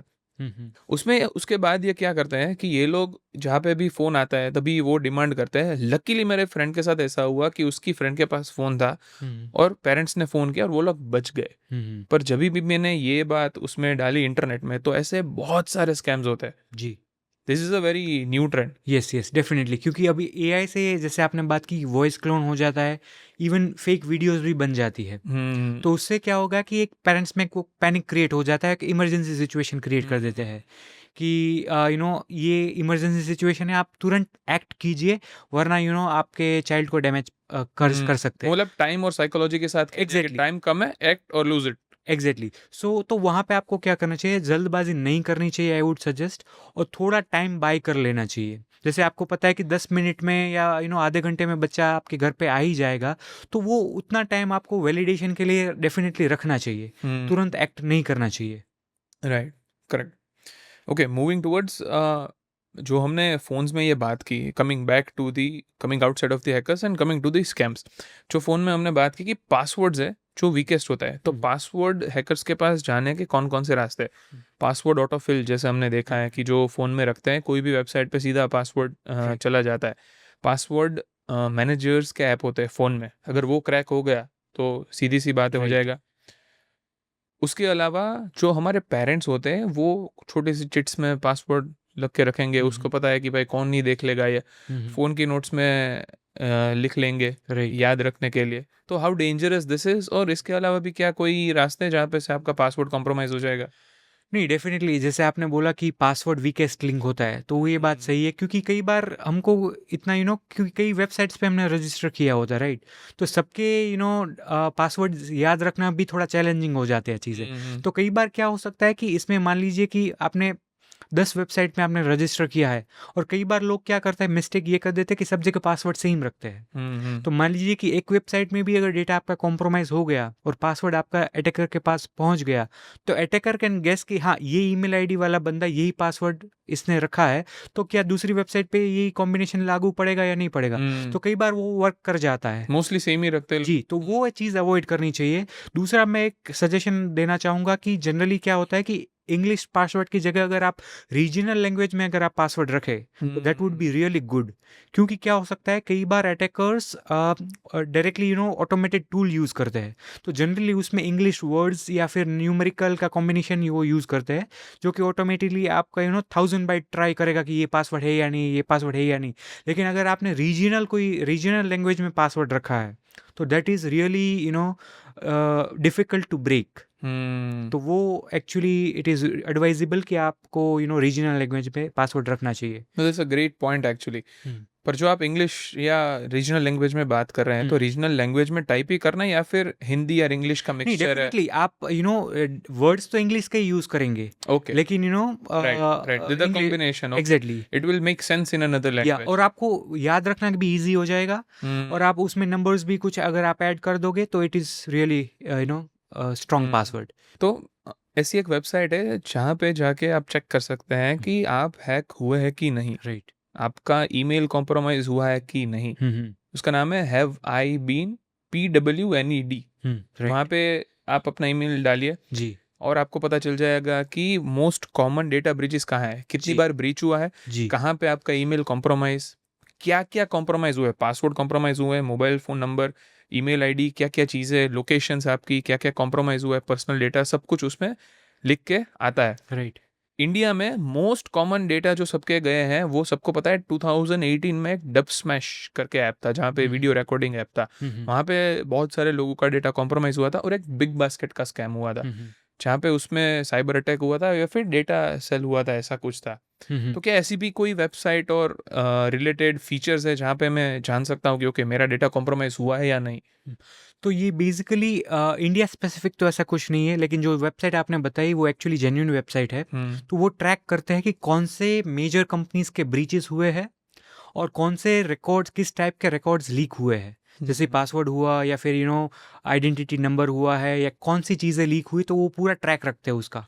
तो उस हिसाब से डेफिनेटली आपको अगर जानना है कि कोई मेजर पॉपुलर वेबसाइट में आपका डेटा लीक हुआ है या नहीं, तो आप डेफिनेटली उस टाइप की वेबसाइट्स को रिफ़र कर सकते हैं। लेकिन इंडिया में जो स्पेसिफिक इससे रिलेटेड वेबसाइट, तो स्पेसिफिकली वेबसाइट नहीं, बट आई वुड सजेस्ट कि उसमें आपको एक पोर्टल ऐसा है जहाँ पे आप, गवर्नमेंट का ही पोर्टल है, कि अगर आप आधार कार्ड आपका एंटर करेंगे, तो आपको बता देगा कि उस पर्टिकुलर आधार कार्ड के ऊपर कौन से सिम कार्ड्स लिए गए हैं, किस नंबर से। तो कई बार आपने अननोइंगली अगर कहीं पे आपकी आधार कार्ड की कॉपी दी है, या फिर कहीं पे मिसप्लेस आपका आधार कार्ड हुआ है, तो कोई अगर अटैकर ने आपके नाम पे अगर सिम कार्ड खरीदा है, तो आपको उस पोर्टल से आपको पता चल जाएगा कि आपके आधार कार्ड पे और कितने सिम कार्ड्स रजिस्टर्ड है। और अगर रजिस्टर्ड नहीं है, तो, और अगर रजिस्टर्ड है और आपको पता नहीं है, तो आप डेफिनेटली कंप्लेंट रेज करके उसको हटवा सकते हैं। तो मतलब ये सब डेटा निकलता है, ऐसे डेटा ब्रीचेस होते हैं, तो फिर ये डेटा लिस्ट कहाँ पे होता है? सो वो बेसिकली कुछ डार्क वेब्स, जैसे डार्क वेब जैसे जगह पे होता है, जहाँ पे कई ऐसे नेटवर्क्स होते हैं जहाँ पे सिर्फ साइबर क्रिमिनल्स हो गए, उस टाइप के लोगों को वो एक्चुअली डेटा सेल करते हैं कि आप हमें इतने डॉलर्स दें, आपका ये डेटा, आप हमको जितने भी डेटा लीक जो हुआ है, आपको हम कॉम्प्रोमाइज़ हुआ है, आपको हम हैंड ओवर कर देंगे। तो उसके लिए एक्चुअली अटैकर्स एक दूसरे के साथ ये डेटा शेयर करते हैं, और पैसे की आप ले करते हैं बेसिकली। तो बेसिकली डेटा लेने के बाद main medium to sell this data is dark web. Dark web, yes yes. Right. कुछ अगर आइडिया, मतलब कि ये डेटा है उसकी क्या वैल्यू होती है इन द मॉनेटरी टर्म्स? तो अगेन वो डिपेंड करता है कि डेटा में क्या चीज़ है। जैसे मोबाइल नंबर है, एड्रेस है, पैन कार्ड नंबर है, आधार कार्ड नंबर है, क्या चीज़ है। रिसेंटली एक न्यूज़ में मैंने पढ़ा था कि कोई इंश्योरेंस रिलेटेड कंपनी थी, if I am not wrong. तो उसमें जो डेटा लीक करने वाला था वो कंपनी का ही कोई इंटरनल एम्प्लॉय था। तो उस टाइप के फ्रॉड्स में इट इज़ रियली डिफ़िकल्ट कि क्योंकि कंपनी का ही कोई एम्प्लॉय अगर आपको आपके डेटा अगर सेल कर रहा है तो it is difficult to manage that part. और वो ज़्यादा रिस्की हो जाता है क्योंकि वो सब चीज़ शेयर कर सकता है, नॉट लिमिटेड इन्फॉर्मेशन, राइट।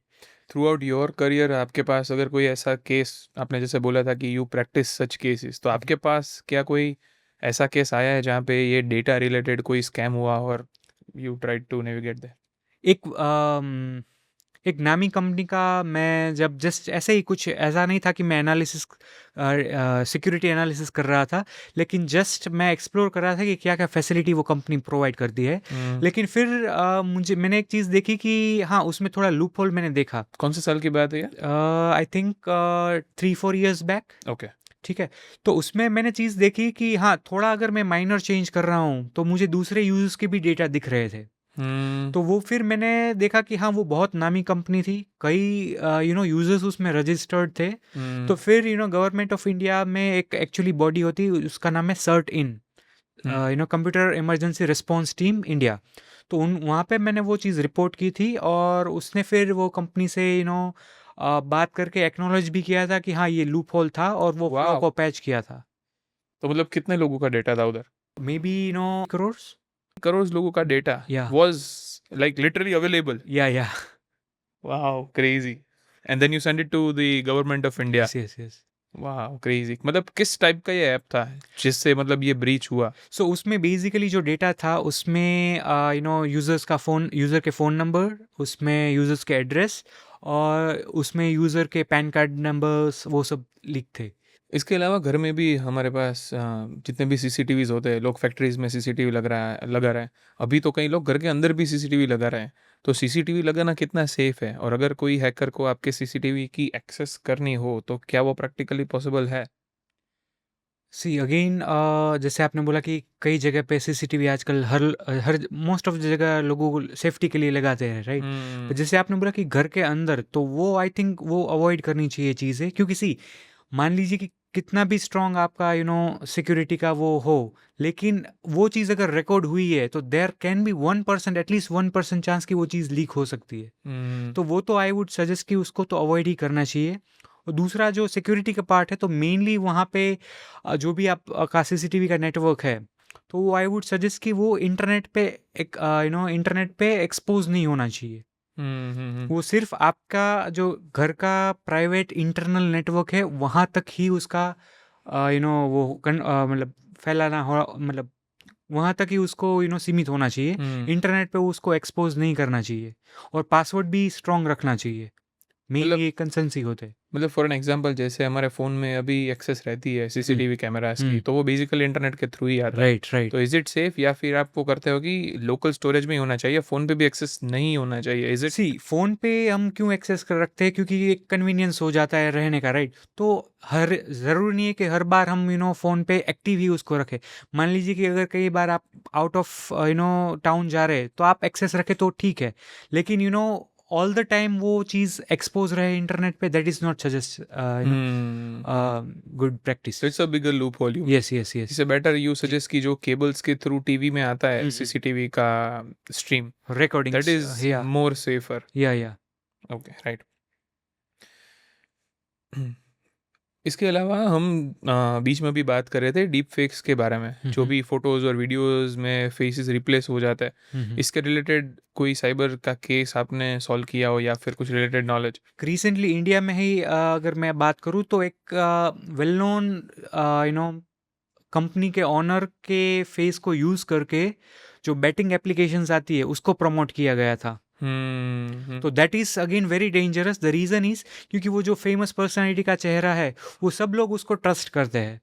अगर उसका ही चेहरा यूज़ करके ये नेगेटिव या फिर जो मलेशियस एप्लीकेशन है उसका अगर प्रमोशन किया जाए, तो फिर लोग वो मलेशियस एप्लीकेशंस डाउनलोड करेंगे और उसमें उस स्कैम्स में बेसिकली फॉल करेंगे। तो दैट इज़ वेरी डेंजरस। मतलब ये सब जो मार्केटिंग भी ये एप्स का डीप फेक वाला है, पर्सनालिटी के फेस से जो ऐप्स ने मार्केटिंग किया होगा वो भी मतलब थोड़ा लो की मार्केटिंग किया होगा कि ज़्यादा पब्लिक की अवेयरनेस में बिगर प्लेटफॉर्म्स पे ना आए जिस पे उसके एक्शंस लिया जाए। जी। तो उसमें अगेन 1-to-1 ही था सोशल मीडिया पे ही था, Okay. सोशल मीडिया पे ही था, लेकिन ग्रुप्स में वगैरह ऐसे शेयर किया गया था चीज़ें। ओह। लेकिन फिर भी वो न्यूज़ में भी आ गया था, मतलब लाइमलाइट में फिर भी वो चीज़ आई थी।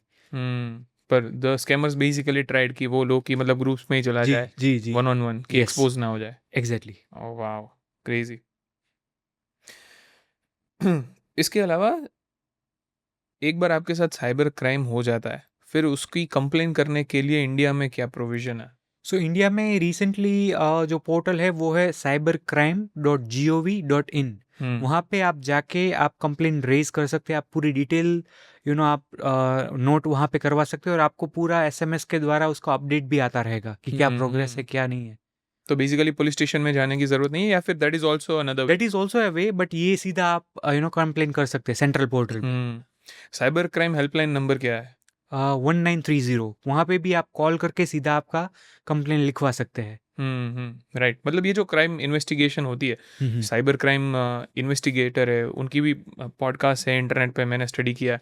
तो उन लोगों की main as a legal authority उनकी ड्यूटीज क्या रहती है? लेट्स से मेरा फ़ोन आ जैक हो गया है, कोई ट्रांजेक्शन हुआ है, XYZ अमाउंट स्कैमर को चली गई है, मेरे स्टेप्स क्या होंगे? कोई OTP स्कैम हुआ है, QR कोड स्कैम हुआ है, कुछ भी हुआ है, as an individual guide me through कि मेरे स्टेप्स क्या होने चाहिए।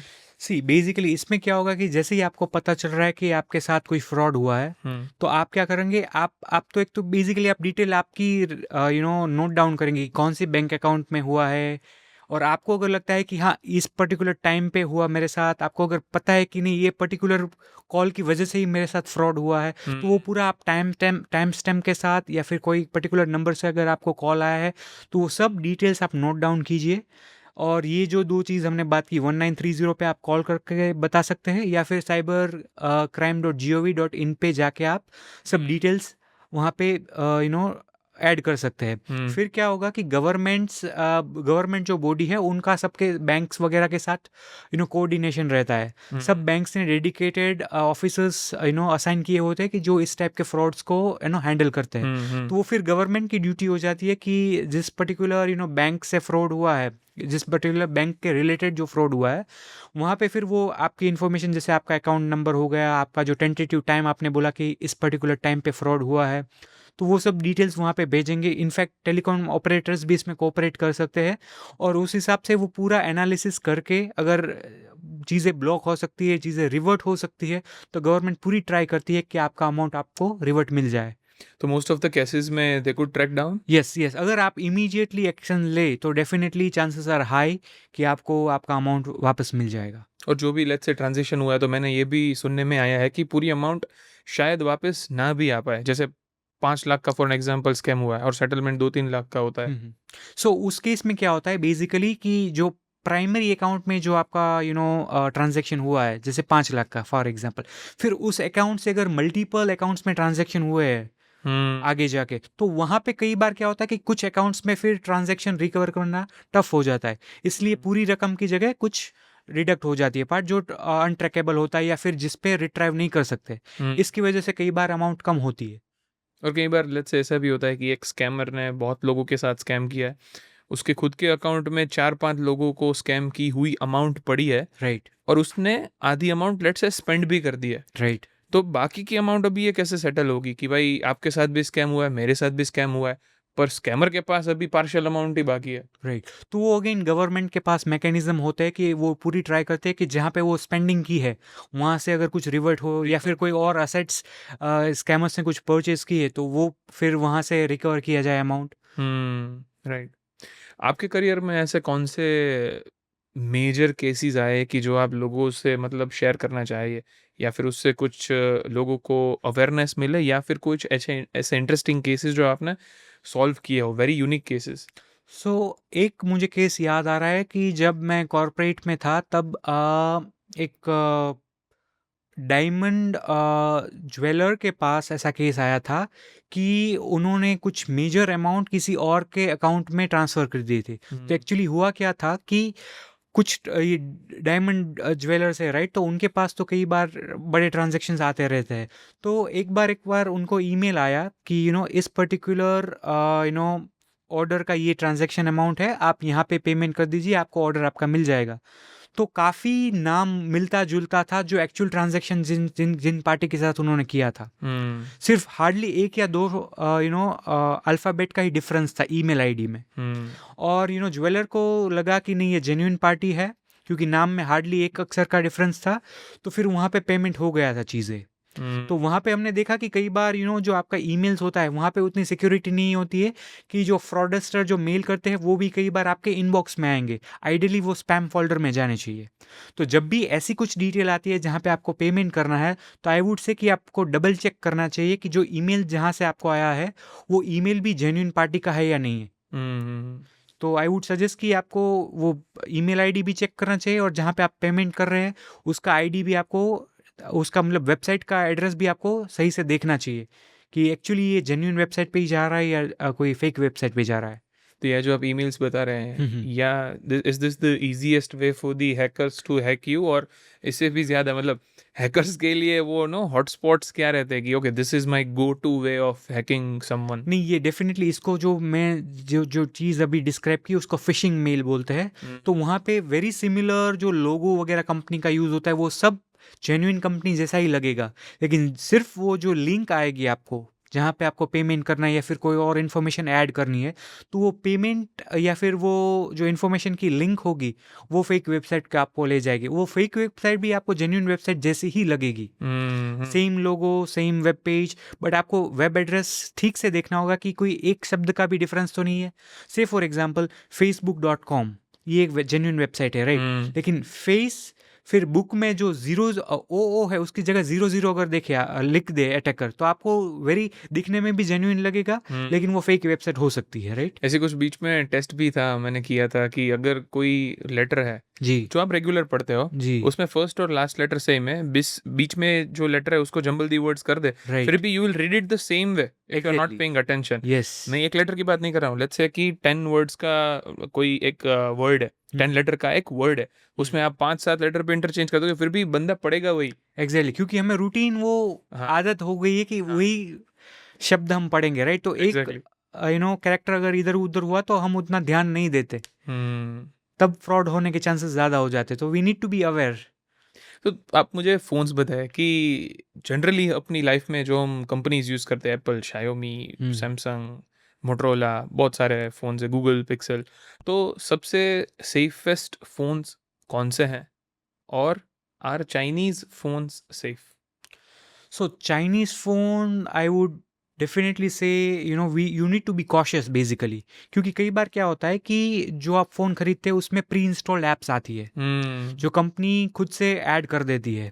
तो कई बार, और अब जब आप नया फ़ोन लेते हैं तब भी सब इनिशियल कॉन्फ़िगरेशंस आते हैं। Specifically Chinese companies? जी जी। तो आप वहाँ पे फिर आप क्या करते हैं कि हाँ कंपनी के ऑप्टिमाइजेशन के लिए मुझे मेरा डेटा शेयर करना है, आप टिक मार्क कर ही देते हैं, आप ही परमिशन दे देते हैं। तो you need to be very aware कि आपका डेटा कहाँ पे जा रहा है, किस कंट्री में जा रहा है, किस ओरिजिन का फ़ोन है। तो you need to be very cautious. अभी तो गवर्नमेंट भी काफ़ी उसमें प्रोएक्टिव हो गई है कि इंडिया का डेटा इंडिया में ही रहना चाहिए, बाहर नहीं जाना चाहिए। लेकिन कई बार कुछ चीज़ें इतनी ग्रे जोन में चली जाती है कि यूज़र ही अगर अवेयर हो तो ज़्यादा अच्छा है। तो basically this is a server problem, जैसे आप बोल रहे हैं कि अगर चाइनीज़ कंपनीज है, फॉर एन एक्स वाइज कोई भी कंपनी है, तो उसका जो डेटा है उसके सर्वर ऑफ कोर्स चाइना में होंगे। फेसबुक, मेटा, चैट जीपीटी कुछ भी है तो उसके सर्वर्स ऑफ कोर्स यूएस में होंगे। तो जो भी सर्वर्स इंडिया से बाहर है वहाँ पे आपका डेटा इनसिक्योर है। Is this what you are trying to say? No, so it again depends on the company and the company's policy, okay. कि उनकी कंपनी की पॉलिसी क्या है, और किस कंट्री में, क्योंकि ज्यूरिडिक्शन वगैरह सब चीज़ें बदल जाती है। और जैसे अगेन डिपेंड करता है कि कौन सा डेटा जा रहा है और कंपनी उसको कैसे लेवरेज कर रही है। जैसे कि एआई मॉडल्स वगैरह है, तो अगर आप इमेजेस वगैरह कुछ अपलोड करते हैं तो अगेन उसमें भी एक ऑप्शन आता है कि आपका डेटा जो आप शेयर कर रहे हैं वो कंपनी को आप देना चाहोगे उसके लर्निंग, उसके मॉडल को इम्प्रोवाइज करने के लिए या नहीं। तो वो आप अगर अनचेक करें तो डेफिनेटली आपका डेटा वहाँ पे यूज़ नहीं होगा। Is it that simple? फिर क्या वो एक्सेस ही नहीं होगा? But that again it is very difficult to say, but जो कंपनीज की पॉलिसी होती है उसमें डेफिनेटली वो लिखा होता है कि वो यूज़ नहीं करते, बट Okay. वन और the other way they may utilise, but again it depends. So what is the safest practice? कोई XYZ पीपल अपना फ़ोन यूज़ कर रहा है, तो उसमें उसके फ़ोन में जो बेसिक है वो तो पता है कि चलो पासवर्ड्स है तो वो सेफ़ रखे, अलग-अलग पासवर्ड्स बनाए। पर थोड़ा एडवांस में जाए तो what are the safe practices जो अपने फ़ोन में हम कर सकें to prevent hackers and spammers from spamming you? So basically उसमें अगर आप देखें तो जैसे हमने इनिशियली पहले बात की थी कि आप कोई अननोन सोर्स से आप एप्लीकेशन इंस्टॉल ना करें, वन राइट. सो दूसरा हो गया कि आप आपका जो एडिशनल डेटा है वो आप एप्लीकेशंस को शेयर ना करें. अगेन एप्लीकेशंस में भी अगर आप जब डाउनलोड करते हैं तो गूगल प्ले स्टोर में वो दिखाता है कि आपका जो डेटा जो एप्लीकेशंस आपसे ले रही है, क्या वो एप्लीकेशन किसी और थर्ड पार्टी को आपका डेटा शेयर करेगी या नहीं करेगी. तो अगर कोई ऐसी एप्लीकेशंस है जिसकी आपकी रिक्वायरमेंट है, जैसे फोटो एडिटिंग ऐप्स या ऐसी कोई एप्लीकेशन, तो आपको देखना चाहिए कि आपका डेटा वो जो एप्लीकेशन आपको लेवरेज कर रहे हैं वो किसी और को पास तो नहीं कर रही. तो वो सब चीज़ें ध्यान रखनी चाहिए. प्लस आपको कुछ एंटीवायरस भी आप फ़ोन में यूज़ कर सकते हैं ओके. कि जो आपको बता दे कि हाँ ये एप्लीकेशंस थोड़े डेंजर जोन में जा रहे हैं, तो आपको एक फ्लैग आ जाएगा कि this application is bit suspicious. जैसे अगर कोई एंटीवायरस का example? If I am not wrong, virus total is one of the good one. Okay. ठीक है. For Androids and iPhones? IPhone I am not sure, but Android में Okay. It is there. Okay. ठीक है. तो एक वो application तो आपको एक पूरा बता देगी कि कौन सी एप्लीकेशन कितनी परमिशन एक्सेस कर पा एक्सेस कर रही है, और कितने टाइम से आपने वो एप्लीकेशन यूज़ किया है, नहीं यूज़ किया है, अनवांटेड है आपके लिए. तो आपको थोड़ा ब्रीफ ओवरव्यू मिल जाता है. और एक चीज़ है कि कई बार जो सीनियर सिटीजन है खास उनके मोबाइल में कई बार स्क्रीन शेयरिंग एप्लीकेशंस होती है, जैसे कि आपका टीम व्यूअर हो गया, फिर एनी डेस्क हो गया, राइट. तो उस टाइप की एप्लीकेशंस जनरली क्या होता है, कई बार हैकर्स भी इंस्टॉल करवाते हैं, क्योंकि उससे क्या होता है कि आपकी स्क्रीन शेयर करके वो देख सकते हैं और आपको गाइड कर सकते हैं कि आप अभी नेक्स्ट स्टेप ये करिए, नेक्स्ट स्टेप ये करिए. इसीलिए कई बार कई वेल नोन बैंकिंग एप्लीकेशंस अगर आप इंस्टॉल करते हो तो उनमें एक प्री चेक होता है कि अगर इस टाइप की applications screen sharing applications installed है तो एप्लीकेशन ओपन ही नहीं होगी, क्योंकि वो आपका एक सिक्योरिटी फीचर ऐड ऑन करते हैं बैंक्स, राइट. कि अवॉइड करे कि हैकर्स को आपका स्क्रीन का एक्सेस ना मिल सके. तो एनीडेस्क और टीम व्यूअर जैसी आपने ऐप्स बताई जो स्क्रीन शेयरिंग ऐप्स है, आप बेसिकली अपने पूरे लैपटॉप का एक्सेस कोई रिमोट पीसी को दे रहे हो. जी. तो आप जैसे फ़ोन की बात की आपने कि ये फ़ोन का वर्जन है वो ऐप्स का. Right. Coming back to the laptop part की, लैपटॉप में भी सेम वहाँ से ही फेमस हुआ है टीम व्यूअर, एनीडेस्क. जी. तो थोड़ी लैपटॉप की सेफ्टी की बात करें तो are those apps even dangerous in laptops? See application दोनों उसका अगर आप देखें हम तो जेन्युइन यूज ही है, ओके. राइट. बट कई बार अटैकर्स उसको मिसयूज करते हैं उसका, तो वो चीज़ हमें अटकानी है. जैसे कि कोई सीनियर सिटीजन है जिनको उस ऐप की रिक्वायरमेंट ही नहीं है, तो उनके फ़ोन में ये ऐप होनी ही नहीं चाहिए, ओके. राइट. तो अगर कोई मतलब आईटी रिलेटेड कोई जॉब कर रहा है तो उसको डेफिनेटली जेन्युइन यूज़ के लिए एप्लीकेशंस की रिक्वायरमेंट रहती है, क्योंकि उसको कंपनीज के सर्वर एक्सेस करने होते हैं, तो ये इस टाइप की एप्लीकेशंस काफ़ी हेल्पफुल होती है. तो इट इज़ नॉट दैट कि ये एप्लीकेशन मलेशियस है, बट उसको कैसे यूज़ किया जा रहा है उसका इंटेंट बेसिकली देखना होता है कि कैसे उसको यूज़ किया जा रहा है.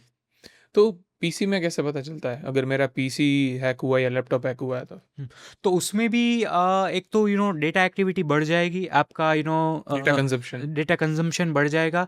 फिर आपका सीपीयू का प्रोसेसिंग ज़्यादा रहेगा. फिर आपका जो हार्ड डिस्क है उसमें कई बार स्पेसिस मतलब एक्स्ट्रा फाइल्स क्रिएट हो सकती है.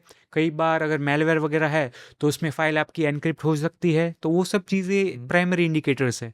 तो जैसे एक्स्ट्रा फाइल्स आपने ड्राइव में बोला कि बनती है, तो वो हिडन फाइल्स होती है, दिखती नहीं, या फिर जो स्टोरेज ही बढ़ता है पर फाइल अंदर नहीं दिखती? सो स्टोरेज भी कई बार बढ़ता है, कई बार उसके एक्सटेंशंस थोड़े अलग टाइप के होते हैं, तो उसमें भी कई बार ऑप्शन सिक्योरिटी आते हैं कि आपको फाइल का एक्सटेंशन भी दिखना चाहिए.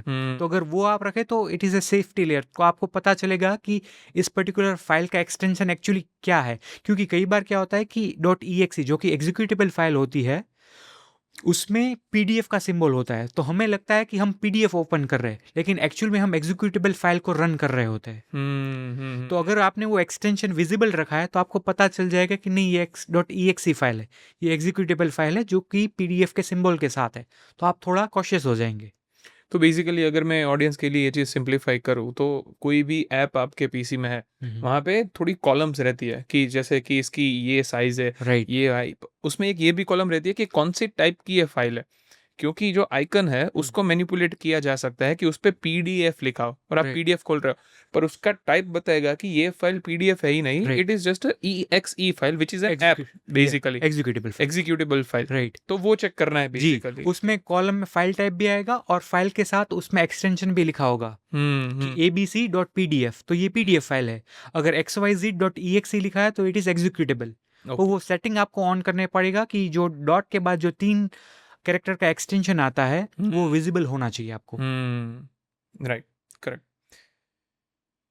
Okay, so moving towards the bit of kind of a rapid fire round. Okay, मैं आपको एक वर्ड बताऊंगा या फिर एक ओकेजन दूंगा, आपको बताना है कि इज इट सेफ और not. Okay, right? Public wifi, definitely unsafe, incognito mode, very safe, okay, on a real note, yes yes, okay, face unlock, bit risky, okay, fingerprint scanner, again bit risky, okay, VPNs, again it depends what is the motive for using VPN. and the last one is Google Drive for storing private documents. With proper setting it is good.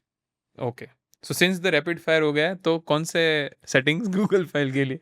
सो उसमें basically आपको देखना होता है कि आपकी जो files होती है वो आप जैसे कई बार आप हम फैमिली मेम्बर्स के साथ शेयर करते हैं, राइट, तो वो पर्टिकुलर ईमेल आईडी पे ही शेयर होनी चाहिए। Okay. ऐसा नहीं कि आपने पब्लिक कर दिया और आपने लिंक जो सबको ग्रुप में फॉरवर्ड कर दी, क्योंकि वो फिर एक्सेसिबल सबके पास एक्सेसिबल हो जाएगी, राइट? बेसिकली वो feature anyone with the link can view, exactly, हाँ, ऑन नहीं रखना है। Exactly, right. और उसके अलावा आपने ये भी बात की इनकॉग्निटो मोड, तो इज इट एक्चुअली सेफ? क्योंकि बहुत लोग ऐसा भी बोलते हैं कि इनकॉग्निटो मोड में भी स्कैम्स तो हो सकता है। सी इनकॉग्निटो मोड सेफ कहाँ पे होता है कि आपका जो सेशंस वगैरह होता है वो फ्रेश स्टार्ट होता है, ओके, हिस्ट्री नहीं होती। हिस्ट्री नहीं होती, प्लस आप में मान लीजिए कि जो एक टेम्पररी स्टोरेज होता है ब्राउजर में जिसमें कुकीज़ वगैरह होती है जो कि हेल्प करती है आइडेंटिफाई करने के लिए कि कौन लॉग इन लॉग आउट कर रहा है, कौन सा यूजर। सभी वेबसाइट पे ये पूछते हैं cookies permission allow only essential. So basically let me explain cookie क्या होती है। जैसे कि facebook.com आपने ओपन किया, राइट, तो फिर क्या होता है कि अगर आप नॉर्मली ओपन करते हैं तो facebook.com आपने ओपन किया, फिर आपने अपना यूजर नेम पासवर्ड डाला, तो बेसिकली जो लोकल स्टोरेज ब्राउजर में होता है वहाँ पे कुछ माइनर डिटेल्स सेव हो जाती है कि this is user ID, password तो डेफिनेटली नहीं होता लेकिन सेशन आईडी वगैरह हो जाता है स्टोर। और जब आप इनकॉग्निटो में जाते हैं तो फिर क्या होता है कि जो आपने सेशन आपने एक्टिवेट किया, जैसे ही आप विंडो बंद करते हैं तो वो सब चीज़ डिलीट हो जाती है। और अगर नॉर्मल ब्राउजिंग अगर आप करते हैं तो वो सेशन आईडी वगैरह एक्टिव रहता है और वो स्टोर रहता है। तो अगर ब्राउजर कॉम्प्रोमाइज हुआ तो वो सब डिटेल हैकर के पास जा सकती है। ओह, ओके, सो वो इनफाइनाइट स्टोर होता है। लेट्स से कि कोई ब्राउजर में मैंने लॉगिन किया और सेशन वगैरह जैसे आपने बोला डिटेल्स आ गए, फिर मैं क्लोज करता हूँ, फिर भी वो डेटा जब तक ब्राउजर चाहे तब तक उसके पास रह सकता है। नहीं, सी उसमें भी अगेन इट डिपेंड्स कि कैसे कॉन्फ़िगर किया हुआ है। एक्चुअली जिस वेबसाइट पे आप विजिट करते हो वो कॉन्फ़िगर करते हैं, लेट्स से फॉर 24 आवर्स 48 आवर्स। कई बार हम लॉग आउट करना भूल जाते हैं, सीधा क्रॉस टैप कर देते, सीधा विंडो ही बंद कर देते, तो दैट इज नॉट एडवाइजेबल, क्योंकि उसमें क्या होता है कि आपका सेशन आईडी एक्टिव रहता है। अगर आप लॉग आउट करते हैं तो आपका सेशन आईडी भी डिलीट हो जाता है और इनएक्टिव हो जाता है। ओके, तो बेसिकली फेसबुक पे मैंने लॉगिन किया in a normal tab, not in incognito. तो नॉर्मल टैब पे मैं गया, फेसबुक में मैंने लॉगिन किया, लॉग आउट करने के बदले जैसे बहुत सारे लोग सोचते हैं कि विंडो ही क्लोज कर दूँ तो ऐप तो बंद ही हो जाएगा, वो नहीं होता। राइट, पर अगर इनकॉग्निटो में किया जहाँ पे लोकल डेटा सेव नहीं होता, वहाँ पे लॉग आउट किए बिना क्लोज किया तो उसमें क्या लॉग आउट हो लेट मी एक्सप्लेन। उसमें अगर आप एक प्रैक्टिकल एग्जांपल कर सकते हैं कि आप नॉर्मल मोड में फेसबुक ओपन कीजिए, ठीक है, लॉग आउट मत कीजिए और ब्राउजर बंद कर दीजिए। ओके, फिर से आप ब्राउजर ओपन करिए नॉर्मल मोड में, facebook.com आप टाइप कीजिए, फेसबुक में आपकी प्रोफाइल आपको लॉग इन हुई मिलेगी, ठीक है, that is normal, right. But अगर आप इनकॉग्निटो में अगर आप करते हैं तो facebook.com आपने ओपन किया, आपने लॉग इन किया, आपने ब्राउजर बंद कर दिया, आपने फिर से इनकॉग्निटो मोड में ओपन किया, आपने facebook.com ओपन किया, आपको फिर से लॉग इन करना पड़ेगा Right. यूज़र आईडी पासवर्ड डाल के। तो आपका क्या हुआ कि सेशन आईडी नॉर्मल मोड में सेव ब्राउज़र कर रहा है, मे बी फॉर 24 आवर्स या फिर 48 आवर्स, जबकि इनकॉग्निटो में वो लोकल स्टोरेज होता ही नहीं। जैसे ही आपने टैब क्लोज किया, वो डिलीट हो जाती है चीज़ें। राइट। इसके साथ हमने जो रैपिड फायर में वीपीएन भी बोला, तो वीपीएन बेसिकली लोग, मोस्ट ऑफ द पीपल क्या करते हैं कि पायरेटेड चीज़ या पोर्नोग्राफिक कंटेंट या एडल्ट कंटेंट एक्सेस करने के लिए वीपीएन यूज़ करते हैं। तो थोड़ा मुझे क्विकली ये बताइए कि वीपीएन एक्चुअली होता क्या है, एक्चुअल में क्या वो आपकी आइडेंटिटी हाइड करता है, और क्या वीपीएन यूज़ करते समय आपकी identity is on the level of breaching और not? Okay, so see VPN exactly क्या है, फिर पहले वो हम समझते हैं। मान लीजिए कि abc.com है, अगर आपको वो विजिट करना है, तो नॉर्मल सिनेरियो में क्या करोगे, आप ब्राउजर में जाओगे, abc.com लगाओगे, आप सीधा उससे कनेक्ट हो जाओगे उस सर्वर से। अब जब आप वीपीएन सर्विसेज यूज़ करते हैं, तो आप क्या कर रहे हैं कि कोई सर्वर होता है जो थर्ड कोई दूसरे कंट्री में होता है, पहले आप वहाँ पे कनेक्शन बिल्टअप करते हैं, फिर वो connection as a proxy abc.com से कनेक्ट करेगा। तो abc.com में जो डेटा जाएगा वो दिखाएगा कि आपने प्रॉक्सी सर्वर से कनेक्ट किया, तो abc.com को आपकी आइडेंटिटी नहीं मिलेगी। Okay. लेकिन जो इंटरमीडिएट सर्वर आपने यूज किया उसको आपकी आइडेंटिटी मिलेगी, और उसको पता भी चलेगा कि आप abc.com पे विजिट कर रहे हो। तो जो इंटरमीडिएट सर्वर होता है उसकी रेपुटेशन पे डिपेंड करता है कि आप कितने वल्नरेबल हो। जैसे कि अगर कोई जेन्युइन वीपीएन प्रोवाइडर है तो इट इज़ फाइन, लेकिन अगर कोई फ्री या फेक या फिर मलिशियस वीपीएन प्रोवाइडर है, तो वो आपका पूरी एक्टिविटी ट्रैक कर सकता है, आपका आईपी एड्रेस, जिससे पता चले जा कि आप कहाँ से कनेक्ट करें, वो सब चीज़ें उसके पास इंफॉर्मेशन चली जाएगी। तो that is dangerous. 99% of the Indians जो है, 99% ऑफ द इंडियंस वो फ्री वीपीएन ही यूज़ करते हैं, और आपने बोला इट इज़ नॉट एडवाइजेबल, तो क्या उन्हें यूज़ करना चाहिए, या फिर डिपेंडिंग ऑन द केस आप क्या use depending on the use case कि आप किस लिए यूज कर रहे हो, बट थोड़ा रिस्क तो एज आई टोल्ड कि आइडेंटिटी मतलब ट्रैकिंग हो सकती है कि आप क्या विजिट कर रहे हैं, क्या ब्राउज कर रहे हैं। तो उसमें आई वुड सजेस्ट कि सेंसिटिव वेबसाइट्स जो होती है जैसे facebook.com या सोशल मीडिया की कोई भी वेबसाइट जहाँ पे आपको यूज़र नेम पासवर्ड एंटर करना है, वो अगर फेक या फिर फ्री वीपीएन है तो वहाँ पे आपको वो यूज़ करना अवॉइड करना चाहिए। ट्रांजैक्शंस ऑफ कोर्स, या डेफिनेटली बैंकिंग ट्रांजैक्शन तो डेफिनेटली नहीं करने चाहिए। ओके। फेस अनलॉक और फिंगरप्रिंट अनलॉक जो रैपिड फायर में था उसकी भी बात करनी है, पर सिंस हमने बैंक ट्रांजैक्शन का लिया, तो I want to add one more thing कि बैंकिंग ट्रांजैक्शंस के लिए what is the safest practice. Banking transaction कोई कर रहा है तो सेफेस्ट फ़ोन या लैपटॉप से वो कैसे कर सकता है? सी बैंकिंग में most of the banking if they provide 2 factor authentication, तो पहले तो वो एक्टिवेट होना चाहिए, क्योंकि उसमें क्या होता है कि आप यूज़र नेम जो पासवर्ड आप डालते हैं वहाँ से एक वैलिडेशन होता है, दूसरा वैलिडेशन आपके ओटीपी के थ्रू होता है। तो वो दोनों फैक्टर एक्चुअली ऑन रखने चाहिए। फिर कई बैंक्स में एडवांटेज आपको वो भी होता है कि मान लीजिए कि आपने चेक वगैरह आपने लिखा, तो उसमें कई बैंक्स में वो फीचर भी होता है कि आप चेक की डिटेल्स ऑनलाइन भी फिलअप कर दे, ताकि किसी ने अगर फेक सिग्नेचर या फिर चेक का मिसयूज किया, उसमें कुछ मॉडिफिकेशंस की, तो वो बैंक वाले क्रॉस वैलिडेट करते हैं आपने जो एंटर की डिटेल वेबसाइट पे जाके, तो वो क्रॉस वैलिडेट डबल चेक करते हैं कि हाँ जो चेक में इंफॉर्मेशन आई वो और जो आपने ऑनलाइन एंटर की वो सेम है या नहीं है। तो उससे डबल वैलिडेशन हो गया बेसिकली। तो इस टाइप की चीज़ें का ध्यान रखना चाहिए। कोई ब्राउजर या वीपीएन वगैरह, वीपीएन तो ऑफ कोर्स वीपीएन तो डेफिनेटली अवॉइड ही करना चाहिए। Public wifi as we know shouldn't use for transactions. Definitely. और ब्राउजर अगर आप यूज़ करते हो तो आई वुड सजेस्ट कि इनकॉग्निटो या प्राइवेट ब्राउजिंग बैंकिंग के लिए भी यूज़ करना, it is good practice. Okay, right. So coming back to the remaining points जो फेस अनलॉक और फिंगरप्रिंट अनलॉक कहते हैं, आपने बोला कि वो डाइसीली आपने बोला कि ये सेफ हो भी सकते हैं, नहीं हो सकते, डिपेंडिंग ऑन द केस। जी, तो उससे आपका क्या मतलब है? सी फिंगरप्रिंट और फेस अनलॉक, राइट, तो ये जो चीज़ें हैं वो आपके बायोमेट्रिक डेटा में आता है। तो बायोमेट्रिक डेटा क्या है कि आप उसको मॉडिफाई नहीं कर सकते। मान लीजिए कि फिंगरप्रिंट आपकी लीक हो गई, अगर सेफ्टी फीचर्स के लिए इट इज़ वेरी गुड कि किसी ने अगर आपका पासवर्ड भी देख लिया तो पासवर्ड टाइप के आपका फ़ोन ओपन कर सकता है, लेकिन बायोमेट्रिक से you are the only authority who can open your phone. तो in a way that is very much secure. But अगर आपकी फिंगरप्रिंट कहीं पे लीक हो गई तो दैट इज़ वेरी डेंजरस, क्योंकि आप उसको चेंज नहीं कर सकोगे। मतलब वो लीक कैसे हो सकती है? लीक इन द सेंस कि सी एट द एंड वो जो इन्फॉर्मेशन है वो कहीं पे तो स्टोर होगी, राइट? मान लीजिए कोई भी एप्लीकेशन में भी अगर आपकी फिंगरप्रिंट से आपने वो ऑथेंटिकेशन ऑन रखा है, तो वो कहीं पे तो वो स्टोर होगा। तो अगर वो लीक हो गया तो that is very dangerous.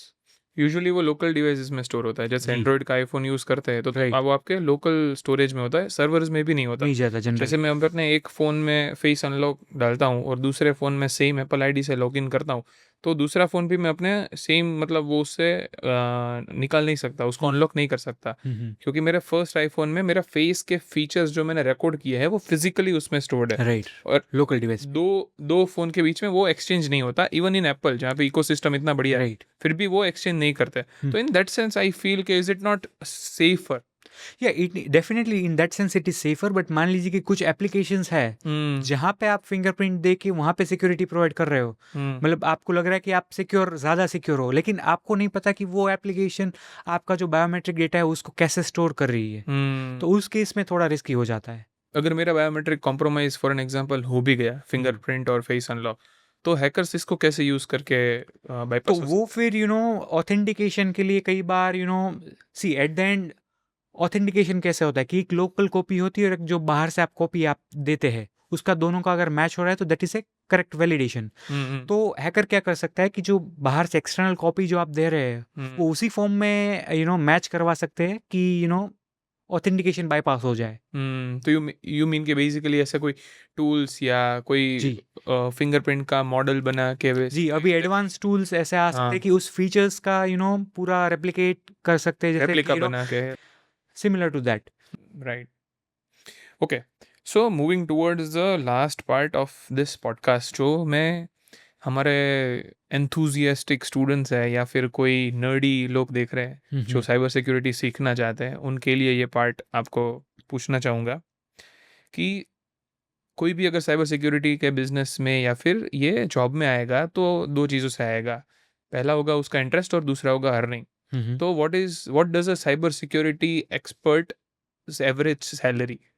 So again it depends कि कौन से डोमेन में जा रहे हो आप, क्योंकि साइबर सिक्योरिटी में भी देर आर मल्टीपल डोमेन। कौन कौन से डोमेन्स होते हैं? जैसे वेबसाइट की सिक्योरिटी हो गया, मोबाइल एप्लीकेशन की सिक्योरिटी हो गई, फिर जैसे मैंने बोला कि इंसिडेंट रिस्पॉन्स मीनिंग कि अगर कहीं पे अटैक हुआ है तो आप उसको कैसे रिस्पॉन्स कर रहे हैं। Cases and investigation. जी, इन्वेस्टिगेशन वाला पार्ट। फिर आपका एक डोमेन आता है मेलवेयर एनालिसिस, कि अगर मेलवेयर जैसे कि एंटीवायरस कंपनीज वगैरह होती है, तो वहाँ पे कई बार मेलवेयर के कोई नए सैंपल्स आए हैं, तो उसको एनालिसिस करना होता है कि उसके सिग्नेचर्स कौन से हैं, कैसे उसको डिटेक्ट करना है, वो सब चीज़ें। राइट। तो बेसिकली इतने अलग अलग होते हैं, तो कोई भी अगर अपना करियर स्टार्ट करना चाहता है तो उसके स्टेप्स क्या होंगे? लेट्स से कि मुझे साइबर सिक्योरिटी के बारे में कुछ भी नहीं पता, जी। पर मेरा इंटरेस्ट है साइबर सिक्योरिटी में आने के लिए, तो मैं क्या क्या स्टेप्स लेके साइबर सिक्योरिटी एक्सपर्ट बन सकता हूँ? जी, तो सी साइबर सिक्योरिटी मतलब you are securing digital assets, right, basically. तो उसके लिए आई वुड सजेस्ट कि आप कब एसेट्स को सिक्योर कर पाएंगे, जब आपको एसेट के बारे में पूरा फंडामेंटल नॉलेज हो, राइट। तो उसके लिए जिस भी डोमेन में आपका इंटरेस्ट है, जैसे कि वेब एप्लीकेशन सिक्योरिटी हो गया, मोबाइल एप्लीकेशन सिक्योरिटी हो गया, तो उस पर्टिकुलर डोमेन, जैसे कि वेबसाइट एप्लीकेशन सिक्योरिटी में आपका इंटरेस्ट है, तो उस पर्टिकुलर डोमेन में आपका फंडामेंटल चीज़ का नॉलेज काफ़ी ज़रूरी हो जाता है कि वेबसाइट कैसे काम करती होती है, उसमें कौन से प्लेटफॉर्म्स आते हैं, कौन से प्लेटफॉर्म कैसे कोऑर्डिनेट करके काम करते हैं, तो वो पूरा A to Z fundamental knowledge उसका होना चाहिए। उसके टॉप पे आप फिर सिक्योरिटी का लेयर लगा सकते हैं और उसको ज़्यादा सिक्योर कर सकते हैं। तो फंडामेंटल नॉलेज इज मस्ट। तो बेसिकली एक एक्सपर्ट होने से पहले आपको एक यूज़र होना पड़ता है डेफिनेटली आपके एरिया ऑफ इंटरेस्ट में। तो this is the first step कि आपका इंटरेस्ट होना चाहिए, आप यूज़ करें। उसके बाद प्रोफेशनल कोर्सेज या जो यूनिवर्सिटीज़ में पढ़ाते हैं वो स्टेप्स क्या रहता है, कंसिडरिंग के I am an Indian of course? So basically I would suggest कि IT कोर्सेज, मतलब जो इंजीनियरिंग में IT इंजीनियरिंग हो गया, या फिर हाँ, और कंप्यूटर इंजीनियरिंग या EC engineering, electronics and communication, फिर ICT आता है। तो वो सारे रिलेटेड जो कोर्सेज है that is related to IT asset, digital assets, फिर हार्डवेयर एसेट्स। तो उसमें आपका फंडामेंटल आपको एक क्लैरिटी मिल जाएगी कि सब एसेट्स कैसे काम करते हैं। ओके। फिर उस पे टॉप पे then you can go for masters degree, जहाँ पे साइबर सिक्योरिटी के कोर्सेज आप कर सकते हैं। उसमें भी स्पेशलाइजेशन कोर्सेज आते हैं कि एआई की सिक्योरिटी, या फिर जैसे मैंने आपको बोला कि इंसिडेंट रिस्पॉन्स, फिर एक डिजिटल फॉरेंसिक्स भी एक डोमेन होता है। तो वो काफ़ी, उसमें डोमेन आप चूज कर सकते हैं आपके इंटरेस्ट के हिसाब से। इंडिया में कौन कौन सी बेस्ट यूनिवर्सिटीज़ है साइबर सिक्योरिटी के लिए? So first is like national forensic sciences university, तो गांधीनगर। और अभी उन्होंने कई स्टेट्स में भी उनके ब्रांचेस ओपन की है, तो वहाँ पे भी कई जगह पे साइबर सिक्योरिटी के कोर्सेज प्रोवाइड किए जा रहे हैं। फिर रक्षा शक्ति राष्ट्रीय रक्षा यूनिवर्सिटी भी है, फिर अमृता यूनिवर्सिटी भी है साउथ इंडिया में। तो ये सारी यूनिवर्सिटीज़ काफ़ी साइबर सिक्योरिटी में कोर्सेज प्रोवाइड कर रही है। फॉर स्टूडेंट्स, यूनिवर्सिटीज़ में जाने के अलावा क्या कुछ ऐसे रिमोट कोर्सेज या फिर रिमोट लर्निंग्स भी होते हैं? लेट्स से कोई फॉरेन यूनिवर्सिटी पढ़ा रही है, कोई ऑनलाइन कोर्स है जहाँ पे आप साइबर सिक्योरिटी के, आई वुड नॉट से एक्सपर्ट, बट एटलीस्ट एमेच्योर या मीडियोकर एक्सपर्ट बन सके? इवन आईआईटी कानपुर वगैरह भी साइबर सिक्योरिटी पे कोर्सेज प्रोवाइड करती है। Even national forensic sciences university भी डिप्लोमा कोर्सेज वगैरह प्रोवाइड करती है, तो वो सब चीज़ें एक्सप्लोर की जा सकती है। आप इंडिया में भी पढ़े, इज़राइल में भी आप पढ़े हैं, करंटली आप सिंगापुर में भी है। तो अगर मैं कंपैरिजन पूछूं कि the level of education in India जो साइबर सिक्योरिटी का है और compare to Israel and Singapore, India कहाँ पे स्टैंड करता है? सो इंडिया में जैसे यू आर अवेयर कि आईटी से आईटी डोमेन में India is kind of well known in the globe, right, कि आईटी सर्विसेज इंडिया वाले बहुत अच्छे से प्रोवाइड कर सकते हैं। तो सिमिलरली साइबर सिक्योरिटी की सर्विसेज या फिर साइबर सिक्योरिटी के एनालिसिस में इंडिया इज रियली गुड, क्योंकि इंडिया के कई हैकर्स ने कई सारे वेल नोन वेबसाइट्स में उनकी सिक्योरिटी को बिल्टअप करने में काफ़ी हेल्पफुल हुए हैं। लेकिन जो लैकिंग पार्ट जो मुझे लग रहा है वो रिसर्च का है, जहाँ पे Israel and Singapore are leading in research की कुछ नया इनोवेटिव काम जो हो। इंडिया में उस चीज़ पे थोड़ा लैक है अभी। डेफिनेटली यूनिवर्सिटीज़ या गवर्नमेंट काफ़ी पुश कर रहे हैं नए डोमेन्स में कि साइबर सिक्योरिटी में भी हम इंडिजिनस कुछ प्रोडक्ट्स डेवलप करें। तो उसमें वो अभी प्रोएक्टिवली स्टेप्स लेना शुरू हो गए हैं, लेकिन वहाँ पे थोड़ा India is like lacking behind. Right. So before we end the podcast बहुत सारे टॉपिक पे हमारी बात हुई। I just wanted to ask you one last thing कि as the cyber security expert आपको साइबर सिक्योरिटी का फ्यूचर कैसा दिख रहा है with the AI taking over every domain? So see AI में again if we see AI की भी security is very much necessary, right. तो वहाँ पे भी एक डोमेन ओपन होगा कि एआई की सिक्योरिटी, और एआई में भी इट इज़ लाइक कि एआई एजेंट्स होते हैं जो एक दूसरे से कम्युनिकेशन करते हैं। तो वहाँ पे भी सिक्योरिटी का कंपोनेंट तो डेफिनेटली वहाँ पे भी रहेगा। और एआई अगेन ह्यूमन से इंटरेक्ट कर रहे हैं, तो वहाँ पे भी एक क्योंकि जहाँ पे भी जो मीडियम चेंज हो रहा है, इंटरेक्शन हो रही है, तो वहाँ पे सिक्योरिटी का कंपोनेंट तो आएगा ही। तो definitely future is still bright. Okay, thank you so much. Thank you. आपने अपना टाइम दिया, बहुत अच्छी पॉडकास्ट, अलग अलग डोमेन पे हमने बात की, बट द मेन पर्पस जो ये पॉडकास्ट का था कि लोगों में एक बेसिक अवेयरनेस भी आए, डेफिनेटली थोड़ी एडवांस्ड फीचर्स या जो अपने फ़ोन्स में यूज़ करते हैं उनका भी उनको डिटेल्ड एक्सप्लेनेशन मिले, क्या सही कर रहे हैं लोग, क्या गलत कर रहे हैं लोग, और एट द एंड जो स्टूडेंट्स और नर्ड्स है उनके लिए भी थोड़ा था। But I guess we covered almost every topic, so thank you so much Jaydeep भाई, thank you for giving your time, and we really appreciate your presence on Voices of Impact. Thank you so much for having me here. Thank you.